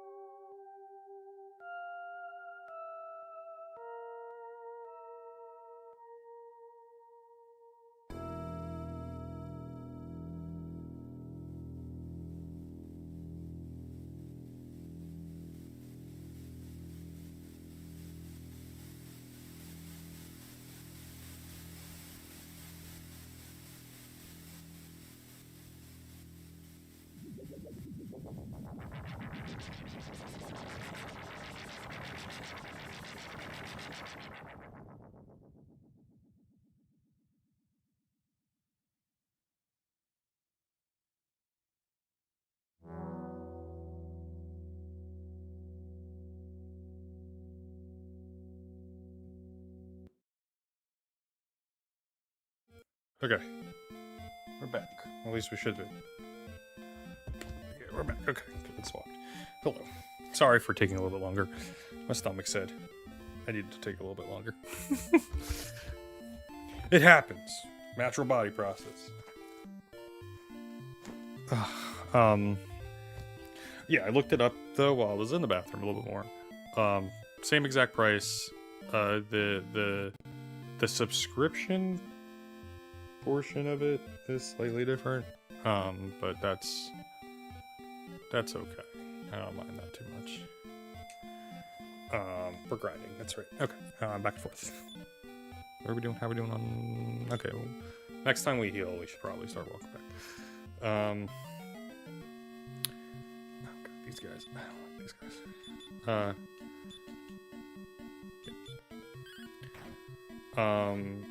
So probably when I make the switch to Dawntrail, because that will be in... The transition period will be in February. So in February next year, I will probably buy 14 for my Switch 2. Or my PC, one or the other. Not sure which one I'm feeling yet. Probably my Switch 2. If the Switch 2 version runs good. If the Switch 2 version is bad, I will explore potentially PC. I don't want to buy it for Windows either. But we'll see. You know, I fucking hit you. Oh, at least I'm attacking everybody.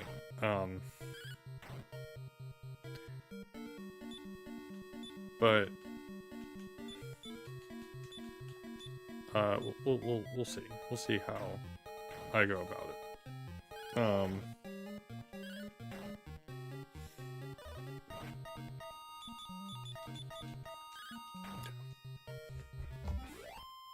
I also might like change the schedule slightly then, to wait until Evergold goes on sale, because Dawntrail went on sale decently quick.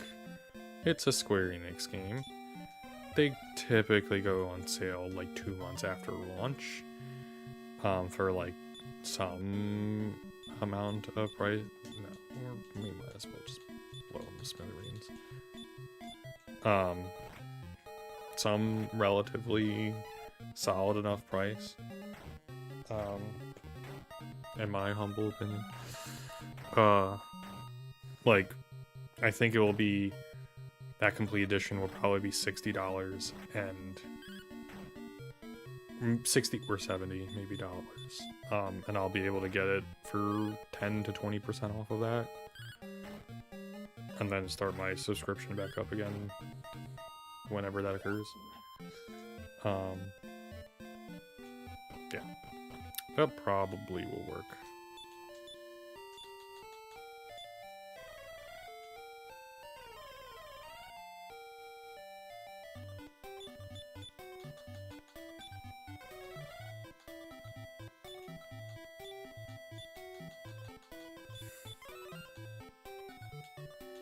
Insane how many menus I have to go through just to get the hell out of that one room.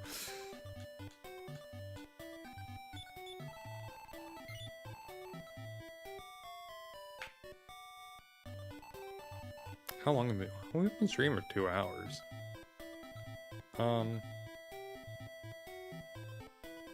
I'll keep going while the... I won't run any... Here's what I'll do. I'll run a 1-minute ad, and then I won't run any more ads. You know, I'll just burn out the clock. We'll grind until the clock is done, probably. The only reason I run ads is so I don't have to deal with pre-rolls. It's not about money. It's really... I make pennies off of the ads. I just hate that the ads are going... Once you hit affiliate, you get ads. And once you get ads, like, you can't turn them off. At least I don't think you could turn them off. I don't know if you can turn them off. That's a great question. I probably could figure that out. But I don't think I can have subscriptions if I turn them off either. I don't know. I'm not worried about it right now. We're not worrying about that. Let's move away from the Final Fantasy 14 talk. Let's go into the Square Enix or the Sony getting rid of physical games talk. That pissed me off. That's so dumb. Unless if they reverse their decision, right? I have no reason to own a PlayStation 6. Like there's flat out zero reason to own a PlayStation 6. Because like I won't deny I'll miss being able to play, you know, the next Spider-Man that comes out. But like I'm not gonna miss it that bad. Like that's like the only game, like the Insomniac games are the only developer that Sony has that I'm like, that and you know, the Astrobot team. Like, I'm not buying a PS6, dude. Like, I'm not buying it unless if I can have the physical version of the games. Like, there's just no point. You know, there's no point in having a PS6. It's not that I'm against digital. I'm not, because there's a convenience aspect of it that's extremely good, and digital games do go on sale too, just like physical. But and there's the competition argument, which is a completely valid argument. That's not the point. That's not what I care about. What I care about when it comes to the fact that Sony is getting rid of physical games is, what's the point? What makes you different than, what makes Sony different than Steam? You know, what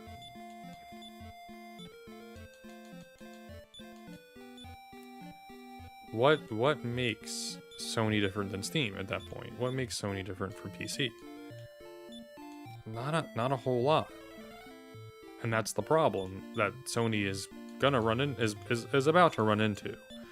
Is the exact issue I have with Xbox. Is like, what is the point?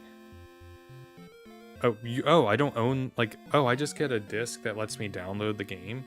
That's all that is? Then what is the point of buying physical games on your console? What is the point of owning your console at that point? That's why I stopped buying games on Xbox for the most part. There's only one game I bought. Well, that's not the only reason. I learned a lot more of, I really don't like the company Xbox that much. On top of that, but we won't get into that. There is a single game that I purchased digitally on Xbox, and it was Avowed, because it was a digital only game. I think it's still a digital only game, right? Let me check. Avowed. Video game.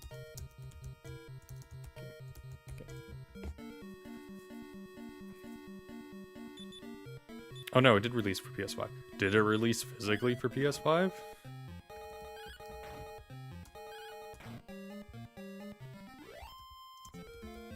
If it did, I completely missed it.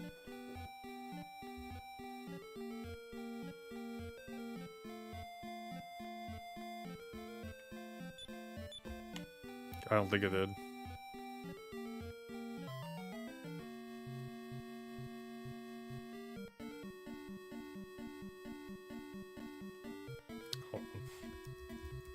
Let's go to Gamefly. That'll tell me if it.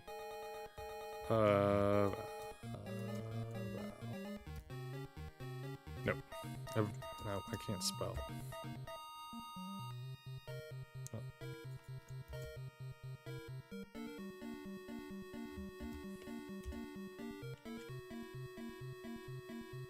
No, Avowed doesn't have a physical version.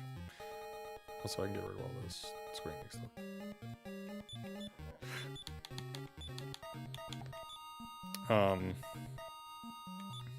That is the only game, because it's not because of Xbox, it's because Obsidian. I like Obsidian. They make great games, and it's like, hey, I wanted to show at Microsoft, like, this is the games you should start making. Like, I bought it because this is a great game right here, you know? Like, and it was a very fun game to play. It wasn't my favorite, but like, I liked it. I've stopped buying Xbox games now, but for other reasons, like, oh, they're kind of, like, Microsoft kind of, it's not the greatest company, and, you know, Xbox is treating all of its, companies that they bought up like shit, especially in the last year or so. It's really bad. Yeah, maybe they need to not buy a bunch of studios. Anyways, but it's like I had this realization like 2 years ago. With the exception of Out, like, I haven't bought anything on my Xbox. It's just there so I can play.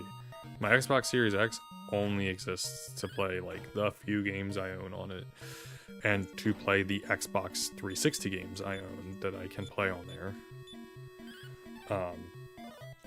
Like, there's no point in ever buying anything on my Xbox Series X, because it's like, oh, I don't have the physical product, so there's just no point.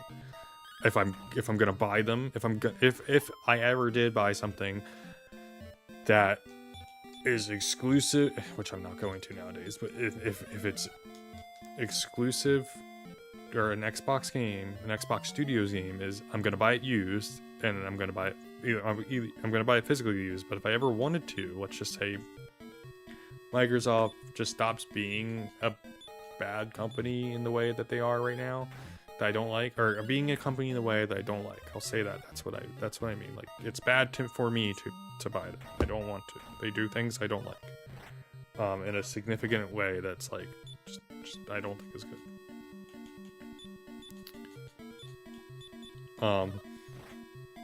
Like, I would buy them on in like their next console. Let's say it didn't have a disc, right? I would buy them on Steam, or I would buy them like not on their Xbox Series X platform. Like, why would I ever do that? I don't have the physical product there, then I just buy it on my computer. If I'm not gonna own the game, I want it to at least be on my computer, because guess what? You can get DRM, like, you can DRM free certain things and you don't have to fucking worry about it anymore. Like, you can get rid of the digital rights management on things. Like, that's a thing you can do. There's an option. And I'm like,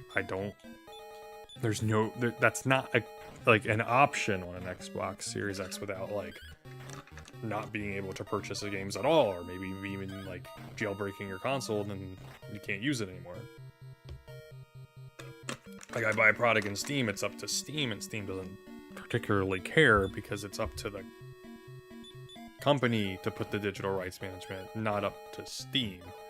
So that's we're getting into the things of like Microsoft, but this is like the same exact logic is why I'm not buying a PlayStation 6 right now. Like, I can't, there's no point. Like, what is the point of having the of the console if I don't have the way to buy the game physically? I can't let my friends borrow my games, you know?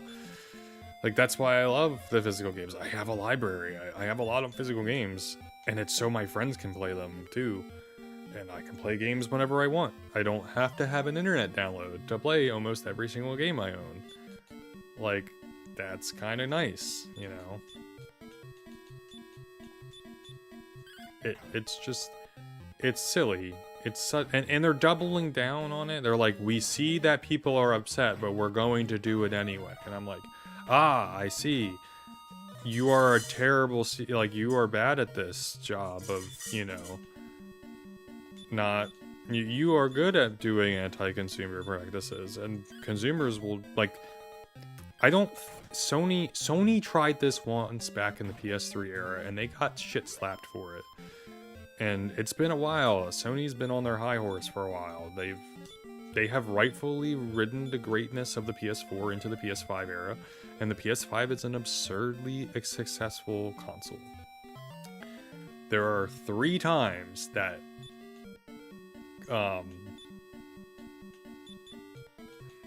that a platform, of the 3 console generations, 4 times, pardon me. There are 4 times in all the throughout the main console players at whatever time. So Sega's going to be included into this, in which a company rode its success into the grave. Or not into the grave, but into a failure. And all 4 major console distributors have done this.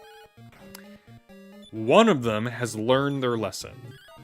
One of them is no longer a console player at this point, and one of them is probably no longer going to be a console player next year. They may try one more time, but we'll get it. So the first time this happened, in which a company had absurd success, and then the next console they released, absurd failure. The first to do this, or not absurd failure, but failure, like significant failure.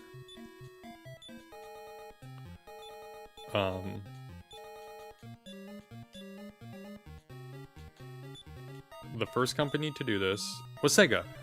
They had an extreme success with the Sega Mega Drive / Genesis. I had to go through every gosh darn name in my head to get Genesis, because like all the other ones are 2 named Sega consoles: Master System, Game Gear, Mega Drive. Why do they call it not the Mega Drive in the United States? I don't understand. What am I doing? Y'all tech that way. But anyways, they were extremely successful, and they were not successful with the Sega Saturn for a multitude of reasons, but they had this mindset of, well, we were successful, we should be successful again, and they weren't. That's not the whole story, but that's we'll say with Sega, take some of that with a grain of salt here, okay? Take some of that with a grain of salt. The first major one was PS2 and PS3. The PS2 is the most successful console of all time. Just is. It has sold the most consoles ever. No console has sold more than the PlayStation 2. And this was during an era in which gaming is even bigger now. And the PlayStation 2 is still the best-selling home or handheld video game console. Oh, we got a level up. Is it Rita? Yep. Or Lita? 2 strength, 3 speed, 9 HP, 12 MP, and a new spell, which we probably already have. What's the spell you learn at level 17?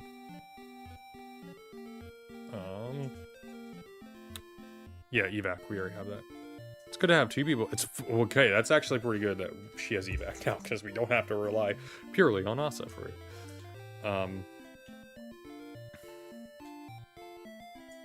Yeah, so PlayStation 2 going to PlayStation 3.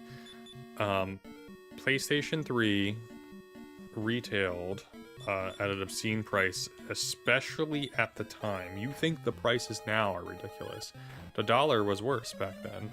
Let me look at the Wikipedia PS3. The PlayStation 3 released for $500 with 20 gigabytes worth of internal memory and $600 with 60 gigabytes of memory. The Switch 2, which is a console far more powerful at this point in time, far more powerful than the PS3, is $450 at launch. The PS5 was $500 at launch. Now, the digital version of the PS5 was $450 at launch. The physical one was $500. No, say that. Just to compare. An obscene price at the time. Nowadays, not as much. Not as much. $500 was the norm. The Xbox Series X was also $500. The Xbox Series S was $300. But not an absolute absurd price. What am I doing? New tactic. Not an absolute absurd price. The PS5 at the time of its launch, 2020, and the Xbox Series X, $500 at that point, not an absolute absurd thing. at that time. But the PS3 being $500 was an absurd thing. The PS2, let me see. What was the PS2's introductory price? The PS2 was $300, which nowadays is equivalent to $560, but $300. That was the norm at the time. That was an expensive console, but not an unreasonably expensive console, especially at the time, because you got a fucking DVD player with it. Like, it just was a DVD player on top of it. The PS3, I understand its introductory price being $500, because it also was not only a DVD player, it was a Blu-ray player. You get those things, right? You have a way of using your physical media, which Sony makes a lot of, by the way. Anyways, we're getting off topic. The PS3 was a very expensive console, but Sony expected the general consumer to purchase it at launch, and that it was going to be obscenely successful. If memory serves me right, and if I'm wrong, I'm sorry. But I remember them being very cocky about it, basically. That we're the best, and our console is the best. And we know it, and you know it, and you're gonna buy it. Guess what didn't sell well until 2009? When they lowered the price and made a remodel, the Slim. Guess what sold well at that point? The PlayStation 3. It became the second best-selling console at the time. That generation of time, that 7th generation of consoles, is the most successful trio of consoles ever. And Sony, why'd I do that? Sony eventually became successful because they got off their high horse, they lowered the price of their console, started making significantly more games on it.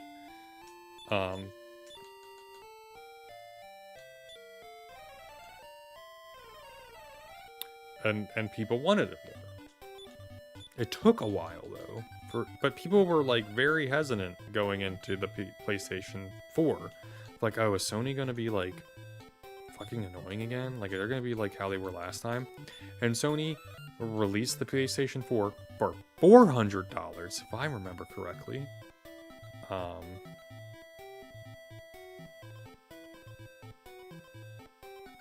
Yeah, it released for $400. It was less than the previous console, and it is the second best selling console they have ever had.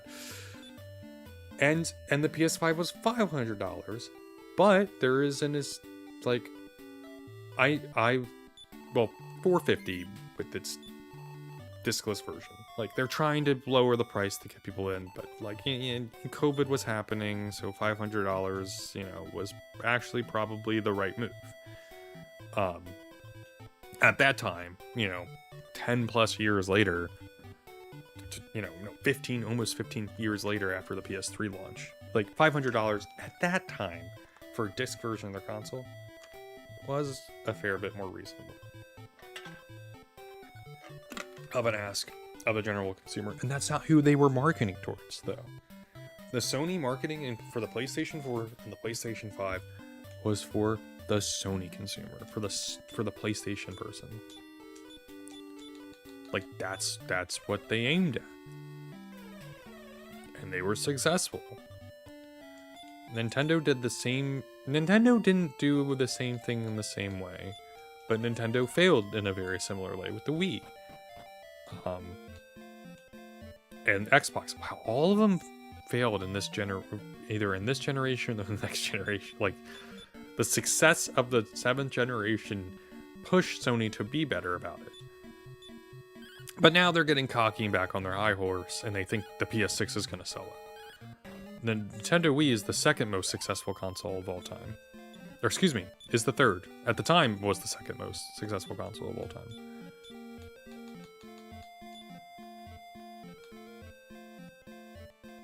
I might actually want to keep that.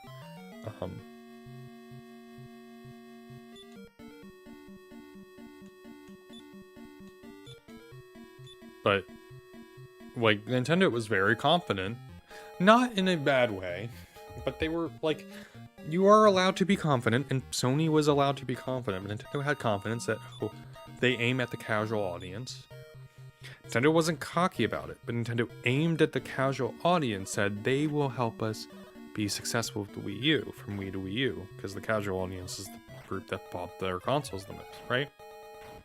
Which in some way makes some sense when you first initially think about it. However, they soon found out that their least successful console, the people who predominantly bought it were the people who predominantly buy Nintendo games. So because of that, Nintendo made the Switch. When they made the Switch, they said it was basically a reset, and they were like, we're gonna aim it at not children, not at the casual audience, at our core Nintendo audience. We're gonna put some of our best video games we've ever made and constantly keep doing that.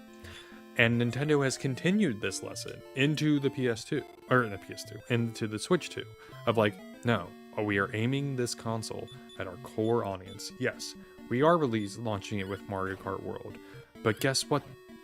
Most people want is a Mario Kart game, but we're shortly releasing it with Donkey Kong Bonanza, you know, a game more aimed at our core audience. Let's look at the Nintendo Switch 2. Hold on.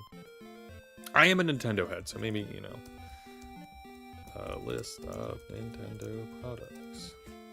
Like, I you know, I really like Nintendo games, so like I think about this a lot more. I gotta scroll all the way down to the fucking Switch 2 because it wasn't a separate thing on Wikipedia, which is fine.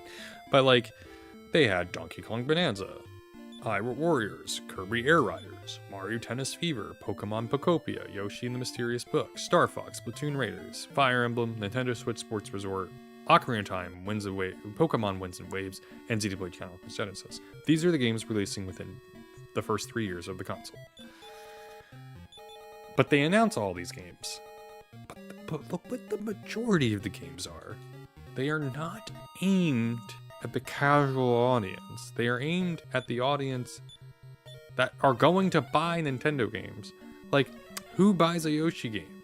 Not my mom. Not Nada. Nada ain't buying a Yoshi game. You know what Nada's gonna buy? Mario Kart World. But Nada's also potentially gonna buy... Wait, like Nada's gonna buy Mario Kart and Pokemon. That's it. That's all she's absolutely going to buy. But what I'm gonna buy? Every single fucking game on this list.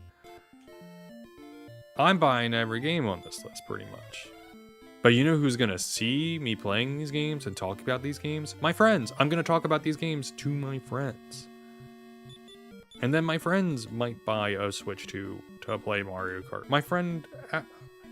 Like Nada, come here. Question. What would make you buy a PlayStation... What made you buy the Switch 2? When it launched? No, like when it launched. Why did you buy it?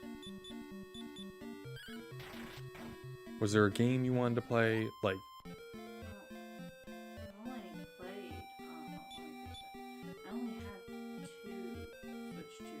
You have 3, actually. You have Mario Kart World, Pokemon Pokopia, and Story of Seasons, Grand Bazaar. When did I get Story of Seasons? I bought it for you, and you still haven't played it. Oh, that's why. Because you got it for me. Okay. I wanted the cow I know. and the soundtrack. Yeah. I'll remind you, I'm currently playing Fields of Mistra. It's great. That's great. But like, you bought it for Mario Kart World and Pokemon Pokopia. Like, you buy it for you are the gaming casual audience. But you also bought it because you know I have other Switch games and you could play them. Well, it's not so much that I really bought it for two specific games, so much as I bought it because I know Nintendo, Yeah. and they're going to come out with more games that I enjoy, and I don't want to have the barrier there. Yeah. So, The- like, Yeah, and when they did the Switch 2 like launch presentation, like before it came out, like 2 months, they showed you plenty of games that you're like, oh yeah, they're gonna come out with a lot of games I'm gonna like. especially because Nintendo, a lot of their stuff is exclusive, Mm-hmm. and like, well, it's not they're gonna come out with a lot of stuff I don't like. I didn't know for a fact they were gonna come out with a lot of stuff I was gonna like. It's a lot of Nintendo stuff is exclusive, and I want to be able to play games like Breath of the Wild, and yes, I know Breath of the Wild is, But that's why you bought Switch 1. yeah, and Animal Crossing and stuff like that. I Okay. want to play those. Okay, so And we'll, I know they're gonna come out eventually, and I have between my Steam Deck and my Switch 2, I'm basically covered for most games I would ever want to play. why would you not buy, or why would you buy, not buy or buy, either or, a PlayStation, the next PlayStation console? I don't need it. Like I said, I have a Switch 2 and a Steam Deck, and that covers pretty much all of my games I would want to play. Is there any, like, let's just say I wasn't here for whatever reason, like, just envision that for the sake of just this very specific, My Steam Deck and my Switch 2 would basically cover everything I would want to play. Mhm. Like, how often do I borrow your consoles? I almost never do. Yeah. I've done it for like 1, maybe 2 games. Yeah. At most 3. Mhm. That's not worth buying a console. Yeah. And even then, like my Hogwarts Legacy, the reason I play the PS4 version. She got it used, by the way. Got it used. Yeah, I was gonna like, she got it used, by the way. If I didn't care about getting it used and not giving my money to the company, I would have just gotten a Steam Deck. Yeah. Or if that was my only option, I would have waited for a sale so they're not getting most of my money, and bit the bullet and just be like, you know what, I'll get this and then I'll donate something. I'll advocate or something so that it's not the worst. But it's because something like Hogwarts Legacy, specifically Hogwarts Legacy, that was all I ever wanted in a Harry Potter game, and I loved Harry Potter growing up. I Mhm. usually avoid Harry Potter stuff now. New stuff specifically. I still have all my books and I do free stuff like fan fiction. But I avoid new stuff because I don't want to support the author. But you know, I'm not willing to shoot myself in the foot over it. If it's one single thing, okay, I can get it. It's not like I'm living in the fandom like I used to be, where I would, you know, like buy stuff at Hot Topic casually, like all the time. I don't do that anymore. And you bought it used anyway, Yeah. so it doesn't even go to the person in the first place. Yeah, and that's my preference. But like I said, I'm willing to like how do I put it? I haven't gotten. I really want to play the Indiana Jones games. I've avoided getting that because of. Oh, you can get it. You can get it used for your Switch 2. It's on the Switch 2, and you can buy it used. Hold on, I've avoided getting it because of issues. Yeah, with But, Microsoft Hold on. and Disney. But as much as I enjoy Indiana Jones, that doesn't mean something the way Harry Potter meant something to me. Sure. So Harry Potter, I vastly wanted that way more than I want Indiana Jones. As much as I do want it. Yeah. So, but like, you made my point for me. You said it so much more clearly than I ever could. Because I have the bias of, like, I've owned every single Sony console. I've owned every single Nintendo console, minus the Virtual Boy. You know, I play these things all the time. But like, you might be saying, "Oh, Silver Demas, you're just saying that because you're mad that your games aren't physically releasing anymore." I'm like, "No, I'm not." Nada said it. Nada said it right there. Like, that's my argument. Why would I need a PS5? Or PS6, the only purpose of buying a PS6 is so that I could have my games from Square Enix, not from fucking PlayStation, by the way, not from Sony, but specifically from Square Enix in a physical form factor. That is literally the only reason. Because I can get games at a higher graphical fidelity. Excuse me, Square Enix and Atlas. I get games at a higher graphical fidelity, or at a comparable graphical fidelity on the Switch. Like I don't need a. What am I doing? I don't need a PlayStation 5 to play Final Fantasy VII Rebirth or Remake. Or whatever the next game is. I don't need it for that. I want the physical fucking product. That's the whole entire point of the console space. There is not besides Astrobot, literally Astrobot, there is not a first party Sony exclusively made video game. There's not a single gosh darn one that I would buy like I would want a PlayStation 5 for. I don't think there is. That's true. Actually, that's really fun.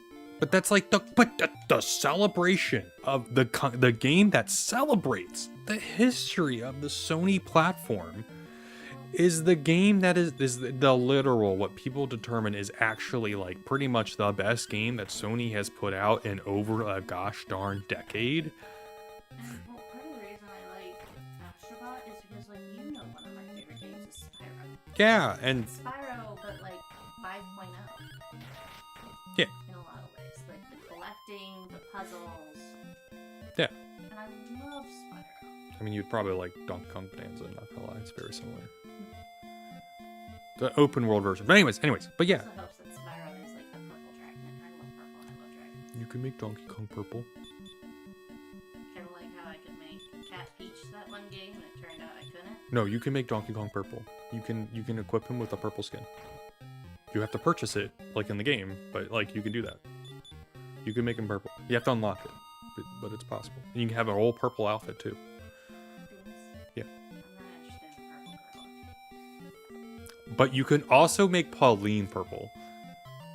I don't have any attachment to Pauline. That's not true. You played Super Mario Odyssey. I don't really have any attachment to Pauline. Oh, okay. Anyways. But Nada makes my point for me. Nada is not a person who plays video games that often. Very, very seldomly. She plays them about the average, what I would say, a person who enjoys video games, but is not a hardcore video game person. It's like a little more than average. No, I'd say you're average. People would buy a console and have like 4 or 5 games on it, and that's it. That's all they play. I mean, have you seen my library for my Switch? You got to miss those. Well, no, but like that was during your college years. That's a little different of a period of time. Like and COVID, college years plus COVID. I'll say like that is a little of a difference in that aspect. But but look at your Switch 2 collection. So much smaller. True. But you had more games. But you probably had about the same amount of games when you were younger, when you were a child, for a console that you just got, like when you had your DS. About the Switch 2 and versus the Switch 1. Switch 1, I would actively watch to see what new games were coming out, get excited and build up and wait and get it. Switch 2, I don't do that anymore. That also contributes to why I don't get new games. It also probably doesn't help that you go, oh, first party Nintendo game for the Nintendo Switch 2. Demas probably is buying it. I don't have to buy it. Well, that's true for ones that I'm only semi-interested in. But, like, let's talk about, for example, Pokemon. Yeah. I wanted Pokemon, even though you already had it. Yeah, you bought. Oh, the Pokopia? Yeah. Yeah, when we went to Japan, Nada bought a copy of Pokopia, the Japanese version. Because I love Pokopia. And we have the English version, and I can play that and have the DLC and everything, that's all fine.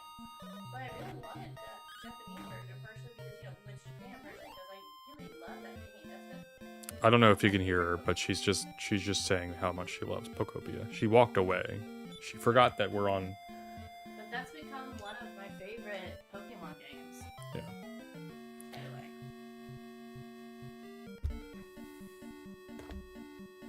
She says hi. Okay. She also says it's almost lunchtime. Okay. Do you want me to stop streaming? Not that. It's, I wanted to know if you wanted that soup I told you about that I made yesterday. Because I have 2 bowls of it. I guess.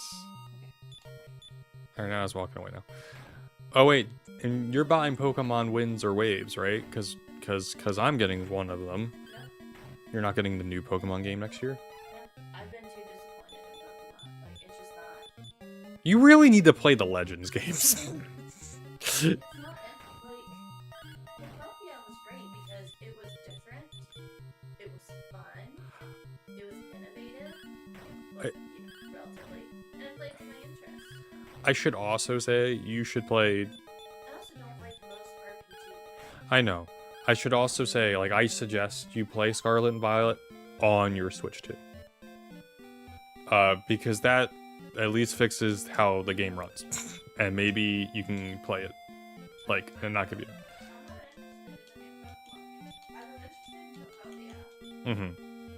I mean, it's a Dragon Quest Builders game, which we all know is the second best Dragon Quest game behind Dragon Quest 6. You know my track record. I actually beat Utopia. Yeah, that'll beat a video game this year, which is crazy. I can't remember the last time you beat a video game. I can remember last time she played a video game, but prior to that, but like, or probably not, but like she played a video, like she played Field of Mishra before its 1.0 release, you know. That was actually exciting. But now that makes my point still come clear about Sony's decision. It's like the hardcore audience, me, wants the physical copy. We want the physical copy, predominantly. Not all of us, and yeah, digital does do better than physical. Nintendo said it best. And Nintendo did say it best. They said, yes, physical does typically, like, hold on.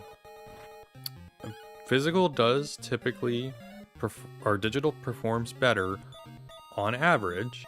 However, our core audience likes physical, and there is an audience for having a physical copy of a game. And look at our lineup. Look at our lineup of what we release. We have if there is an audience for a type of game, we make it, regardless of how how huge it is. All right, Natty, you're trying to say something? Library of Alexandria. Damn, I don't know what you mean by that. It was destroyed, and basically everything there was lost. Okay. What happens if the servers go down? Yeah. Oh yeah, Sony had their servers go down, so you couldn't play any games online. Nor could you play a lot of their, I think maybe all of their digital games, because you have to have an online connection for them potentially. Don't quote me on that. I know that's the case for Xbox. I don't know if that's the case for Sony. Oh, we got another level up. All right, strength 4, speed 1, 9 HP. All right, let's go heal. We'll run away from this fight.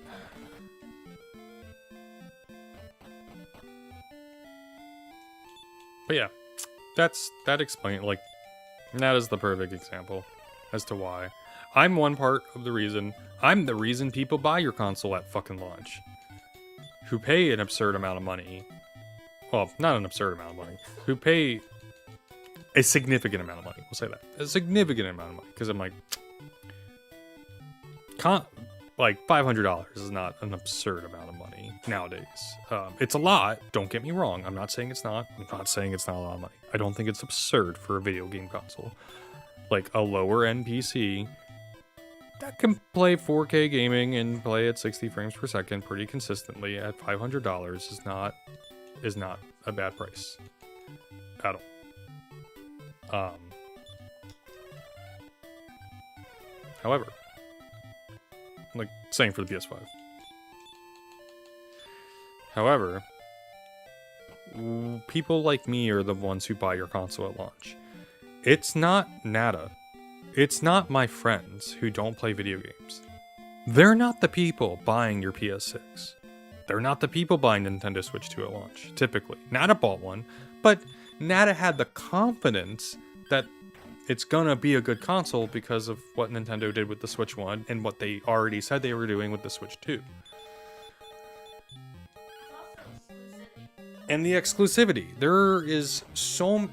If I'm looking at the gosh darn Nintendo Switch 2 exclusive games that are physically released by Nintendo, or Nintendo Switch 2 games that are released by Nintendo: Mario Kart World, Donkey Kong Bonanza, Hyrule Warriors, Age of Imprisonment, Kirby Air Riders, Mario Tennis Fever, Pokemon Pokopia, Yoshi and the Mysterious Book, Star Fox, Splatoon Raiders,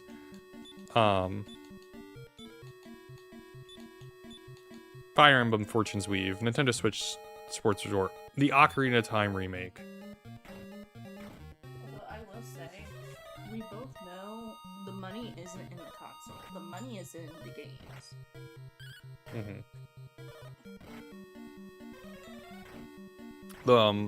Pokemon Winds and Waves and Xenoblade Chronicles Genesis.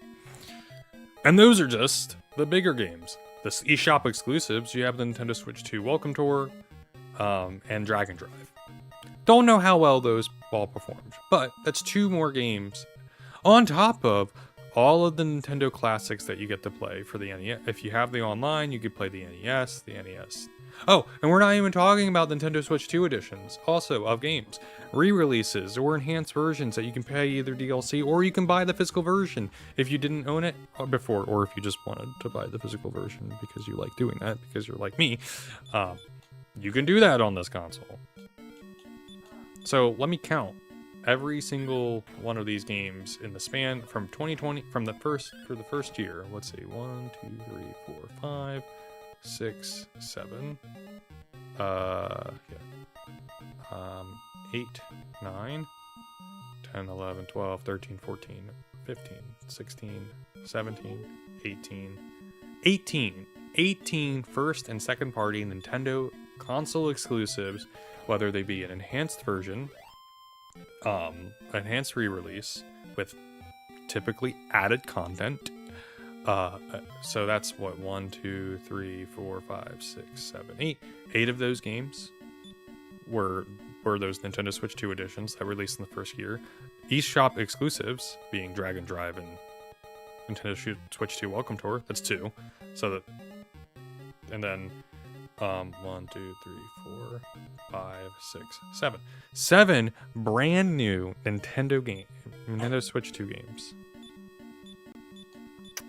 Being Mario Kart World, Donkey Kong, Hyrule Warriors, Kirby Air Riders, Mario Tennis Fever, Pokemon Pokopia, and Yoshi and the Mysterious Book. All within the first year.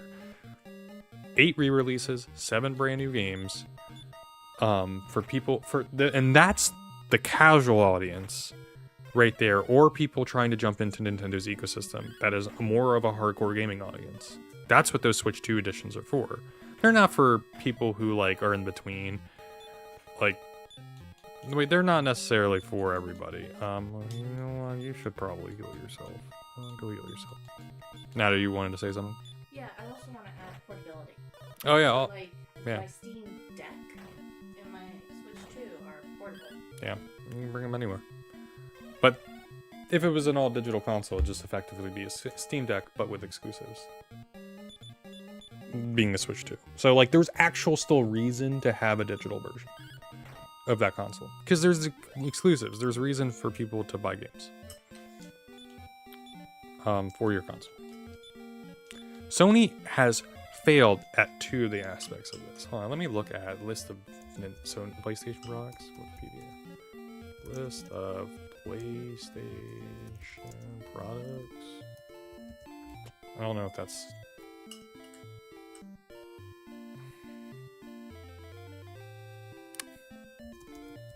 List of first party Sony games. That's probably what I want. List of Sony Interactive Entertainment video games. Okay. And I want to list it by console. Let's go with the PS5 specifically, because this will really show it. Okay. PS5. In the last year. So typically in this period of time, right? is when you get a ton of products from your first party developer because they've been, at the middle of the road is when you start getting a lot of games from your first party developers. That's not a first party Nintendo. No, Ember Lab is not a first party Sony developer. Specifically talking about first party Sony developers. So God of War Sons of Sparta, that's 1. Marathon, 2. MLB The Show, which is a yearly release, by the way. It's 3.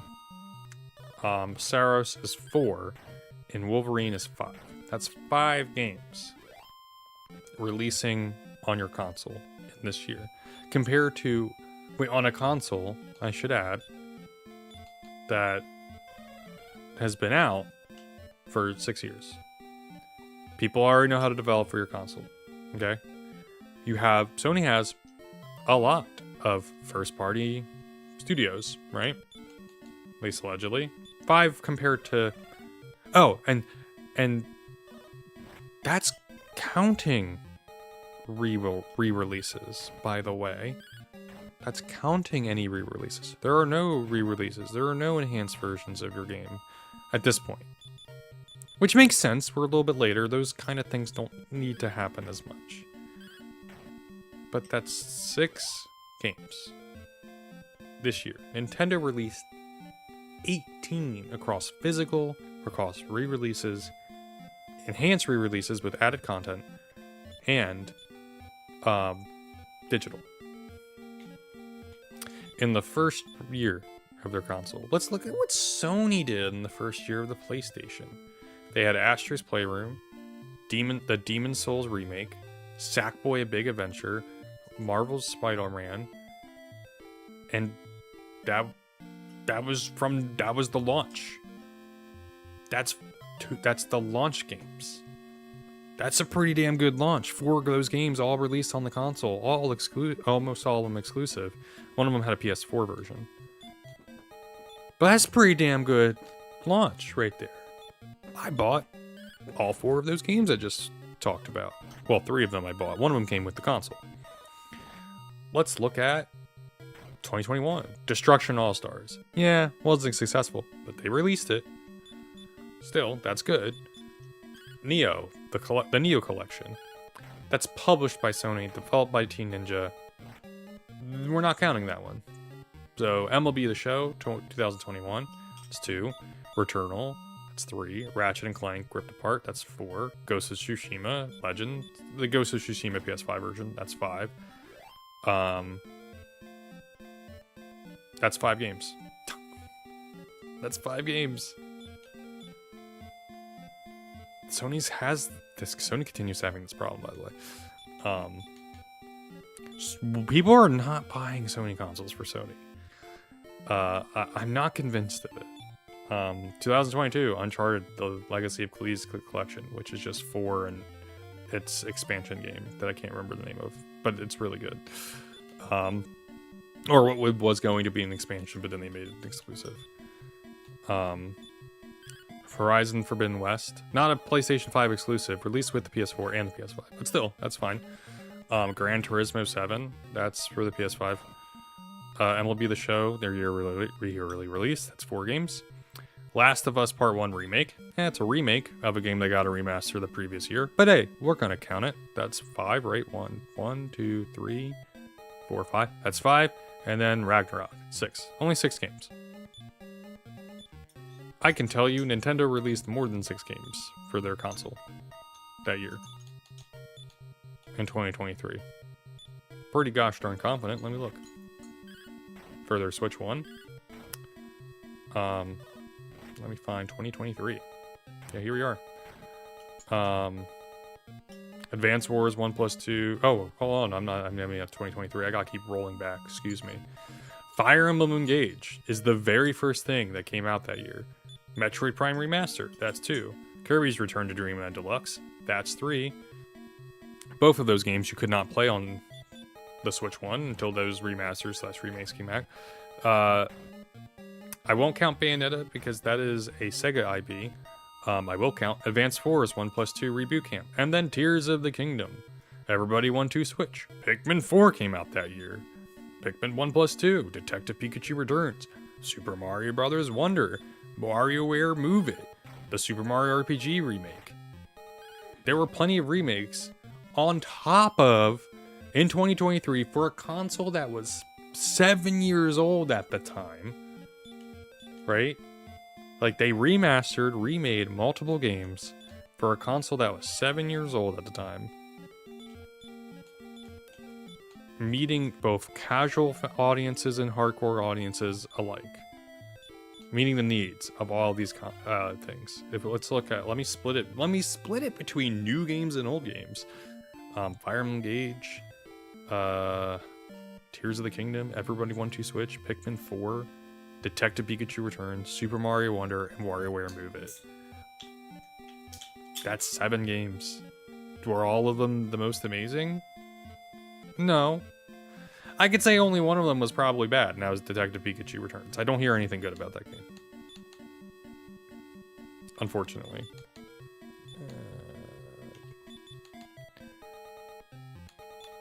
But, like, Nintendo released more new games on top of remasters than Sony did in 2023.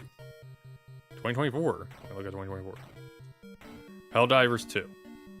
Huge game, by the way. That'll be the show. Rise of the Ronin, I will count, because that is a Sony IP. Made by Team Ninja, but it's a Sony IP. Stellar Blade doesn't count, because that's not a Sony IP.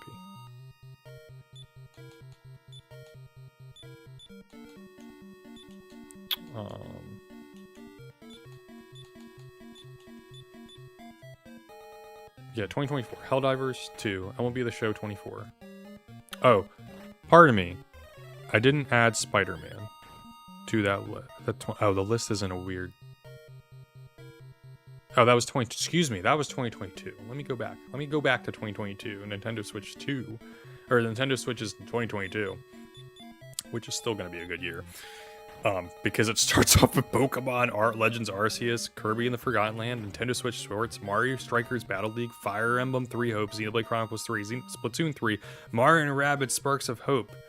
Bayonetta 3 is not there, so we're going to just disregard that. And Pokemon Scarlet and Violet. None of those are remakes at all. All of them were original games, and there is 1, 2, 3, 4, 5, 6, 7, 8, 9 games, and one of them's fucking Pokemon on top of that. It's like, I think that's Nintendo. 2 of those games were Pokemon. Like an insane year. 9 games. 9 brand new games, no remakes. Absurdly successful year for Nintendo. I think 2022 was probably Nintendo's most successful year on the Switch. A lot of those games did really, really well. I think Kirby and the Forgotten Land is the best-selling Kirby game. Pokemon Legends Arceus is among the best. Scarlet and Violet is truly one of the best. Splatoon 3, I think, is the best-selling Splatoon game. Xenoblade Chronicles 3, I think, is the best-selling Xenoblade Chronicles. No, that's Xenoblade Chronicles 2. It was a successful game still. 3 Hopes, I think 3 Hopes didn't, but it's sold over 1 million copies. I think Mario Strikers Battle League is the only one that's not as good. Is the worst game on this list. And Nintendo Switch Sports was also successful. Nintendo just crushed it that year. An absurd year in 2022. Sony has this stupid fucking problem nowadays where they just don't release a whole lot of games. They bought all these studios. They have all these studios. But they don't release a whole lot of games exclusively for their console. You know what I am not buying on a Sony platform? I'm not buying MLB The Show every year. I might buy it once every few years on sale because it's fucking baseball. I love baseball, but I don't need like a crazy game. You know what I mean? Like I just don't need some crazy ass game. Sony is dumb. Sony is making a stupid decision. And it's such a shame.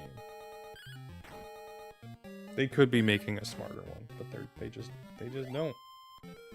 They just don't. Their core audience doesn't exist anymore. Alright, I am getting tired of playing the game. And we've been streaming for 3 hours. So I'm gonna end the stream. Let's heal first though.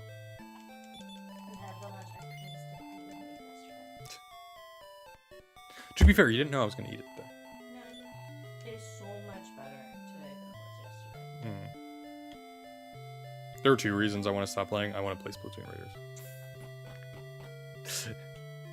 I want to play Splatoon Raiders. I also have to play Final Fantasy 14.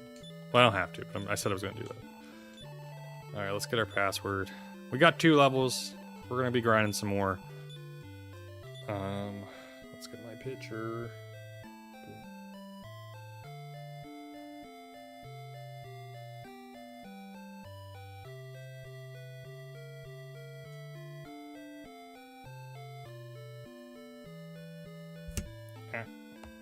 Sorry. Bam. Bam. Show this picture is legible. Alright.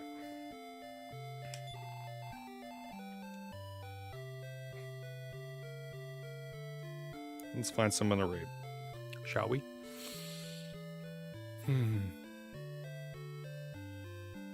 Oh.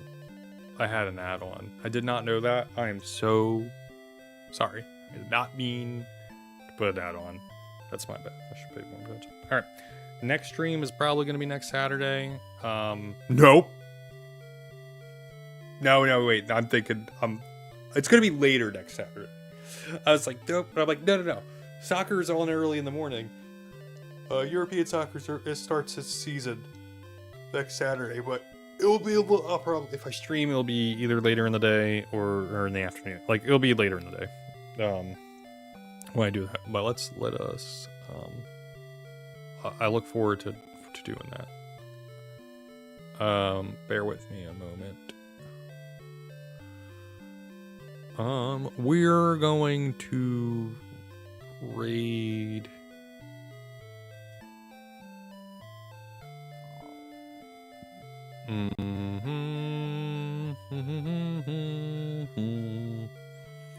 We're gonna raid the charity room. They're money for charity. We should raid them. Get some more viewership over to there. Alright, we're sending you that way. I hope y'all we'll talk more about what I've been doing lately. Next stream. Probably, where we'll talk about more of the games I'm playing. Alright, hope you all have a good one. Please give them some love. Donate some money if you can. And as always, see you whenever. Goodbye forever. And toodles.